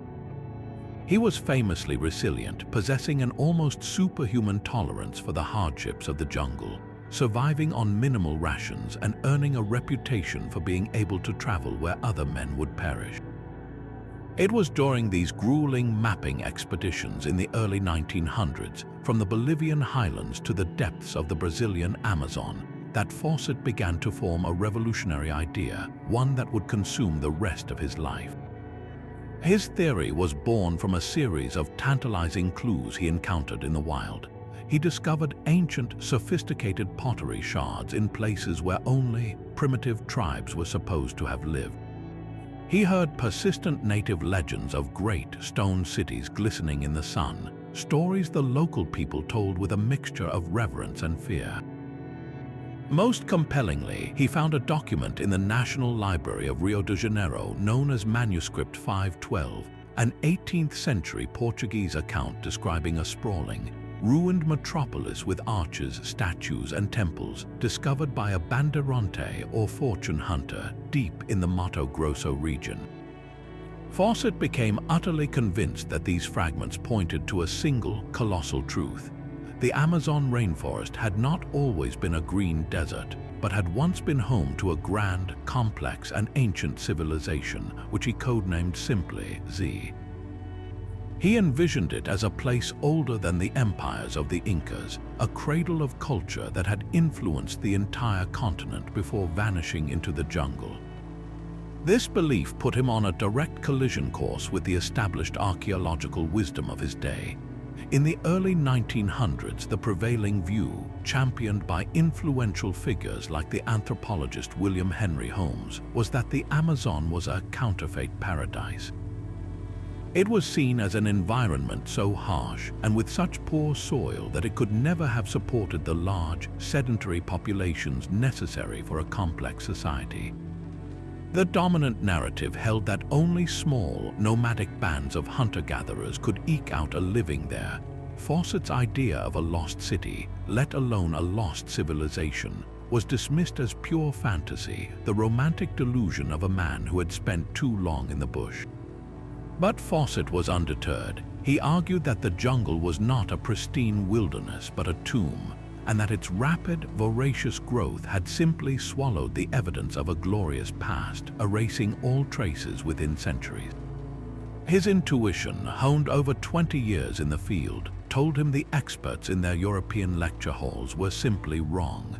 His obsession crystallized into a final all-or-nothing expedition. In April of 1925, financed by a syndicate of London newspapers and private backers, Fawcett set out with his two most loyal companions, his 21-year-old son Jack and Jack's best friend Rolly Rimmel. This was a deliberate choice. Fawcett believed that only a small, nimble party unburdened by large numbers of what he called unsuitable men could succeed. He was also deeply spiritual and believed that Jack, who shared his own psychic sensitivities and unwavering determination, was destined to help him find Z. The world watched with bated breath as the trio, carrying supplies for a year, plunged into the unexplored headwaters of the Xingu River. Fawcett's last known dispatches were confident, even exuberant. He wrote of getting closer, of being on the verge of a discovery that would startle the world. In his final letter, handed to a native runner, he declared, "We hope to get through this region in a few days. You need have no fear of any failure." Then, silence, Percy Fawcett, his son Jack, and Rolly Rimmel walked into the green gloom of the Mato Grosso and vanished from the face of the earth. That silence has echoed for a century, spawning one of the greatest exploration mysteries of all time. The disappearance triggered a wave of rescue missions and follow-up expeditions, many of which themselves ended in tragedy, with over 100 adventurers reportedly perishing in the search for the lost Fawcett party. With no bodies and no conclusive evidence, the vacuum was filled with a kaleidoscope of theories. Some believed they were simply lost and succumbed to starvation or disease. Others speculated they were killed by hostile indigenous tribes, perhaps the Kalapalo people, who have oral histories that seem to describe the death of 3 white men. More sensational stories suggested Fawcett had gone native, founding a new family and living out his days as a white god in a hidden village. Some even wove his disappearance into occult fantasies, claiming he had found a portal to a subterranean world, a literal hollow earth. The truth remains elusive, but the most plausible explanation is a tragic combination of misadventure and hostile encounter. Fawcett, for all his skill, was an aging man leading 2 relatively inexperienced youths into one of the most dangerous and unforgiving environments on the planet. A place where a single wrong turn, a contaminated water source, or a meeting with the wrong tribe could mean the end. The profound irony and the ultimate legacy of Percy Fawcett is that while his specific lost city of Z has never been found, his core theory has been spectacularly vindicated. Modern archaeology, armed with satellite imagery and LIDAR technology, has confirmed that the Amazon was indeed home to large, complex societies. As we explored earlier, the discovery of vast geoglyphs and the man-made super soil known as Terra Preta proved that the pre-Columbian Amazon supported populations in the millions. Fawcett was not chasing a phantom, he was decades ahead of his time. He was looking for a single, monumental city of stone, but the reality was a more diffused network of large-scale, organized settlements that managed the forest itself. His story is a powerful and poignant testament to the power of human intuition and the perils of obsession.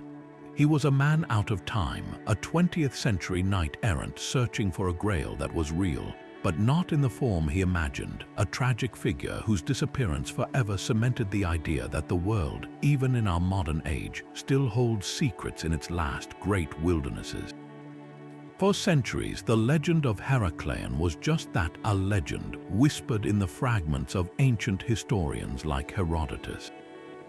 They wrote of a fabulously wealthy port city, a gateway to Egypt where the divine hero Heracles himself had once set foot, a place of immense temples and bustling commerce that served as the mandatory port of entry for all Greek trade before the great city of Alexandria even existed. And then it was gone, wiped from the map and memory, its location becoming one of archaeology's great unsolved riddles. It seemed that Heracleon, also known by its Egyptian name, Thonis, had truly become a myth, a sunken story lost to the Mediterranean Sea. Then, in the year 2000, after years of painstaking research and geological surveys in the sprawling Abukir Bay east of Alexandria, a team led by the visionary underwater archaeologist Frank Gaudio made a discovery that would rewrite history. Emerging from the murky depths shrouded in silt and mystery was a colossal stone face, the god Hapi, the divine personification of the Nile's annual flood. This was not just an artifact, it was the first sentinel of a lost world, the moment a legend began to rise literally from the depths. What Gaudio and his team had found was nothing short of an underwater Pompeii, a city frozen in time not by volcanic ash but by water and clay. Over 2 millennia ago, a cataclysmic event, likely a massive earthquake or a series of them, liquefied the unstable clay and sand upon which Thonis Heraclean was built.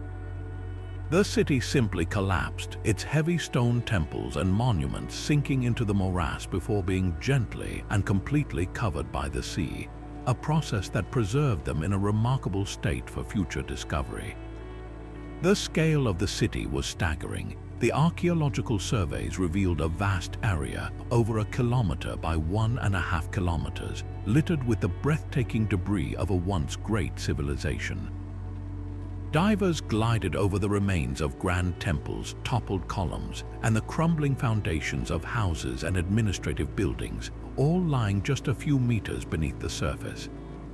The visual impact of the underwater footage is haunting. Schools of fish dart between the fingers of a gigantic stone pharaoh, and sunlight filters down to illuminate the inscriptions on a stela that hasn't been read by human eyes in 2,000 years. The artifacts recovered from this submerged realm are not just well preserved, they are masterpieces that speak to the city's central role in the ancient world.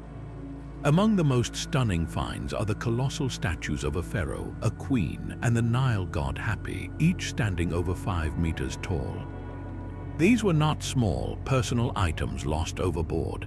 These were the monumental centerpieces of the city's public spaces, statues that would have dominated the harbors and temple precincts, representing the immense power and wealth that flowed through Thonis Heraclean. Alongside them, divers uncovered dozens of sacred barges and more than 60 shipwrecks, their hulls preserved in the clay, painting a vivid picture of a harbor perpetually jammed with vessels from across the Mediterranean. One of the most emotionally resonant discoveries was a black granite stela or inscribed slab that finally confirmed the city's dual identity. The inscription, a decree of Pharaoh Nectanebo I, referred to the city by both its Egyptian name, Thonis, and its Greek name, Heraclean, proving once and for all that the two places spoken of in different historical sources were, in fact, one and the same magnificent port. This city was far more than just a trading post. It was the official, state-controlled customs gateway to Egypt. Every single ship arriving from Greece was required to dock here. Its cargo would be inspected, and taxes would be paid to the pharaoh's officials before any goods could continue up the Nile. This bureaucratic monopoly generated staggering wealth, which was lavished on the city's religious heart, the immense temple of the supreme god Ammon. It was here that the pharaohs themselves came to be invested with their divine power in a grand ceremony, legitimizing their rule before the gods. The discoveries from the temple site are mind-boggling. A trove of gold ritual objects, delicate jewelry, and countless bronze ceremonial votives, all indicating a site of pilgrimage and immense spiritual significance. The city was a vibrant melting pot, a place where Egyptian priests, Greek merchants, and sailors from across the known world mingled, their cultures blending in the markets and sanctuaries of this cosmopolitan hub. Modern technology has allowed us to not only recover these treasures, but to truly visualize this lost world in a way that would have been impossible just a few decades ago.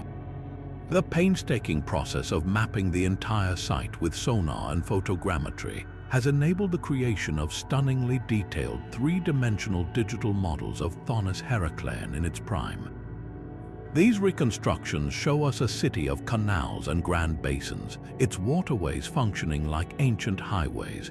We can see the great temple of Ammon rising majestically, surrounded by smaller chapels and administrative buildings. We can visualize the grand statues lining the processional routes and the countless ships moored along its bustling quays. As you watch these models, the silent, silt-covered ruins on the seabed suddenly burst into vibrant life, a thriving economic and religious capital that was, for a time, one of the most important cities in the Mediterranean. The story of its rediscovery is a testament to modern archaeology's power to resurrect not just objects, but entire chapters of the human story, proving that some of our most captivating legends are not fantasies at all, but worlds simply waiting for the right moment to emerge from the shadows and tell their story. And so we come to our final lost world, a land that was not merely a city or a kingdom, but an entire continent conjured into existence not by folklore or divine wrath, but by the elegant logic of ancient philosophers. For nearly 2,000 years, it haunted the edges of the known world, a ghost continent that captivated the greatest minds in cartography and drove some of the most ambitious voyages of discovery. This is the epic story of Terra Australis Incognita, the unknown southern land, arguably the grandest and most persistent geographical myth in human history. Its origins lie not with sailors' tales, but in the lecture halls of ancient Greece. Philosophers like Aristotle reasoned from a principle of symmetry. They believed that the earth must be balanced to remain stable. Since there was a great deal of land in the northern hemisphere, they postulated, there must be an equal mass of land in the south to counterbalance it, preventing the world from tipping over. This elegant theoretical landmass was first named Terra Australis by the Roman geographer Ptolemy in the 2nd century, and he confidently drew it on his world map, a vast, unknown continent encircling the bottom of the Indian Ocean. This classical idea lay dormant for centuries, but was spectacularly revived during the European Renaissance when Ptolemy's works were rediscovered. As the age of exploration dawned, cartographers began to fill their maps with this magnificent southern continent, its shape and size growing with each new guess. It was no longer just a counterweight, it was imagined as a land of immense wealth and temperate climate, a virtual paradise waiting to be claimed. The legend was fueled by fragmented reports from early explorers who mistaked the islands they encountered for its northernmost peninsulas. When Ferdinand Magellan sailed through the strait that now bears his name at the tip of South America, he noted land to his south, what we now know as Tierra del Fuego. Mapmakers, however, eagerly assumed this was the northernmost tip of the great Terra Australis.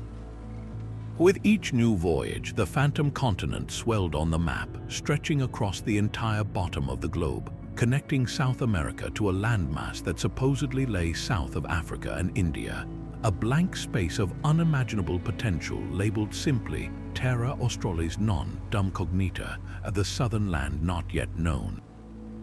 The myth began to crumble not with a single discovery, but through a series of courageous voyages that pushed further and further into the hostile southern oceans. The Dutch explorer Abel Tasman in 1642 proved that the land south of Africa was not part of a giant continent by circumnavigating Australia, which was then called New Holland, and discovering the island that would later bear his name, Tasmania. He also charted the coast of New Zealand, though he initially believed its western coast might be the western shore of the great southern land. The true death knell for the classical Terra Australis, however, was sounded by the legendary British navigator Captain James Cook. On his first epic voyage from 1768 to 1771, Cook was given secret orders to search for the continent. He circumnavigated New Zealand, proving it was not attached to a larger landmass. Then, on his second voyage, he performed one of the most remarkable feats in the history of exploration. Sailing deep into the frigid, iceberg-choked waters of the Antarctic Circle, he crossed it 3 times, pushing further south than any human being had ever gone. He encountered only a frozen, impassable wilderness of ice. He correctly deduced that any land that might exist at the pole was a frozen, desolate place, utterly unlike the fertile paradise of legend. He declared conclusively that the fabled rich continent, the Terra Australis of the ancient maps, simply did not exist, and yet a name and a legacy remained. The dream of a southern continent was so powerful that it could not vanish completely. The name Terra Australis was too compelling to discard. As the true geography of the region became clear, it was gradually transferred to the largest landmass that had actually been found in the southern seas, the island continent of New Holland. The British explorer Matthew Flinders, after circumnavigating it in 1803, strongly advocated for the name Australia, derived from Terra Australis, arguing it was more fitting than the Dutch name. The British Admiralty officially adopted the name in the 1820s, and so the grandest of cartographic myths found a final, tangible home. The ghost continent was laid to rest, its name bestowed upon a real, magnificent, and often harsh land that was both stranger and more wonderful than anything the ancient philosophers could have dreamed. The story of Terra Australis is a profound testament to the power of human reason and its limits. A centuries-long quest that shrank a mythical world from a globe spanning paradise to a single, sun-baked continent, reminding us that our maps are not just records of what is, but also chronicles of what we once believed must be. And so our epic journey across the map of legend and history reaches its end. We have voyaged together through 30 incredible stories, from the sunken spires of Atlantis to the divine capital of Dwarka beneath the waves, from the golden mirage of El Dorado to the spiritual sanctuary of Shambhala hidden in the mountains. We have seen continents rise and fall in the human imagination, from the scientific phantom of Lemuria to the philosophical necessity of Terra Australis, and we have walked the very real, submerged streets of Pavloptri and the drowned plains of Doggerland. This tapestry of lost worlds, woven from threads of memory, fear, and wonder, reveals something fundamental about us, about the human spirit that refuses to accept that the map is complete. These stories, in all their variety, are united by powerful, recurring themes that speak to our deepest hopes and anxieties. There is the eternal desire for a utopia, a perfect society free from the struggles that define our own lives, whether it's the spiritual purity of Shambhala, the God-blessed abundance of Hyperborea, or the gluttonous leisure of Kokani. We see the pervasive fear of cataclysm, the chilling knowledge that everything we build can be taken away in an instant by the sea, the earthquake, or our own moral failings, a warning etched into the legends of Wise and Atlantis. And underpinning it all is the sheer, unquenchable power of human curiosity, the drive that sent Coronado across the plains and Fawcett into the jungle, the same impulse that makes us look at a blank space on a map and feel not fear, but a pull, a yearning to write a story there. More than just bedtime stories, these myths have been active forces in the shaping of our real, tangible world. The dream of Prester John's kingdom redirected the course of European exploration down the coast of Africa. The lust for El Dorado and the 7 cities of gold opened up the interiors of 2 continents, leaving a trail of both discovery and devastation. The Nazi obsession with a Hyperborean homeland shows us the terrifying power of a twisted myth to drive real-world atrocity. And the modern rediscovery of places like Thonis Heraclean or the Amazonian geoglyphs proves that our legends are often wiser than our science, preserving truths that took us centuries to verify. These narratives are not separate from history. They are the engine of it, the dreams that launch ships and the fears that build dikes. They are the tools we use to make sense of a confusing world, to explain the inexplicable, to find meaning in ruins, and to hope for something greater, something lost that might one day be found again. This journey through the halls of vanished kingdoms reminds us that the world is still brimming with mystery. For every lost city we have rediscovered, like Heraclean, there is a Z still hidden in the jungle, a tangible goal for a new generation of explorers armed with satellites and LIDAR. For every myth we have demystified, like the Kalahari's lost city, another, like the exact location of Punt, continues to provoke spirited debate among scholars. The maps may no longer feature sea monsters or edges that fall away into nothingness, but the fundamental human drive to explore, to understand, and to imagine remains as potent as it was when Pythias first set sail for Thule. The greatest lost world may not be a physical place at all, but the vast, uncharted territory of stories yet to be told, of histories still buried, waiting for the right combination of curiosity, technology, and luck to bring them back into the light. And so we leave you with a question, a spark to continue this adventure in your own mind. Of all the realms we've explored, from the sunken to the subterranean, which of these lost worlds captures your imagination the most? And just as importantly, what undiscovered myths do you think are still out there, whispering in the winds of distant deserts or sleeping in the deep, waiting for their story to be told? Let us know your thoughts in the comments below, and if you've enjoyed this journey to the edges of the map, be sure to subscribe for more adventures into the greatest historical mysteries of our time.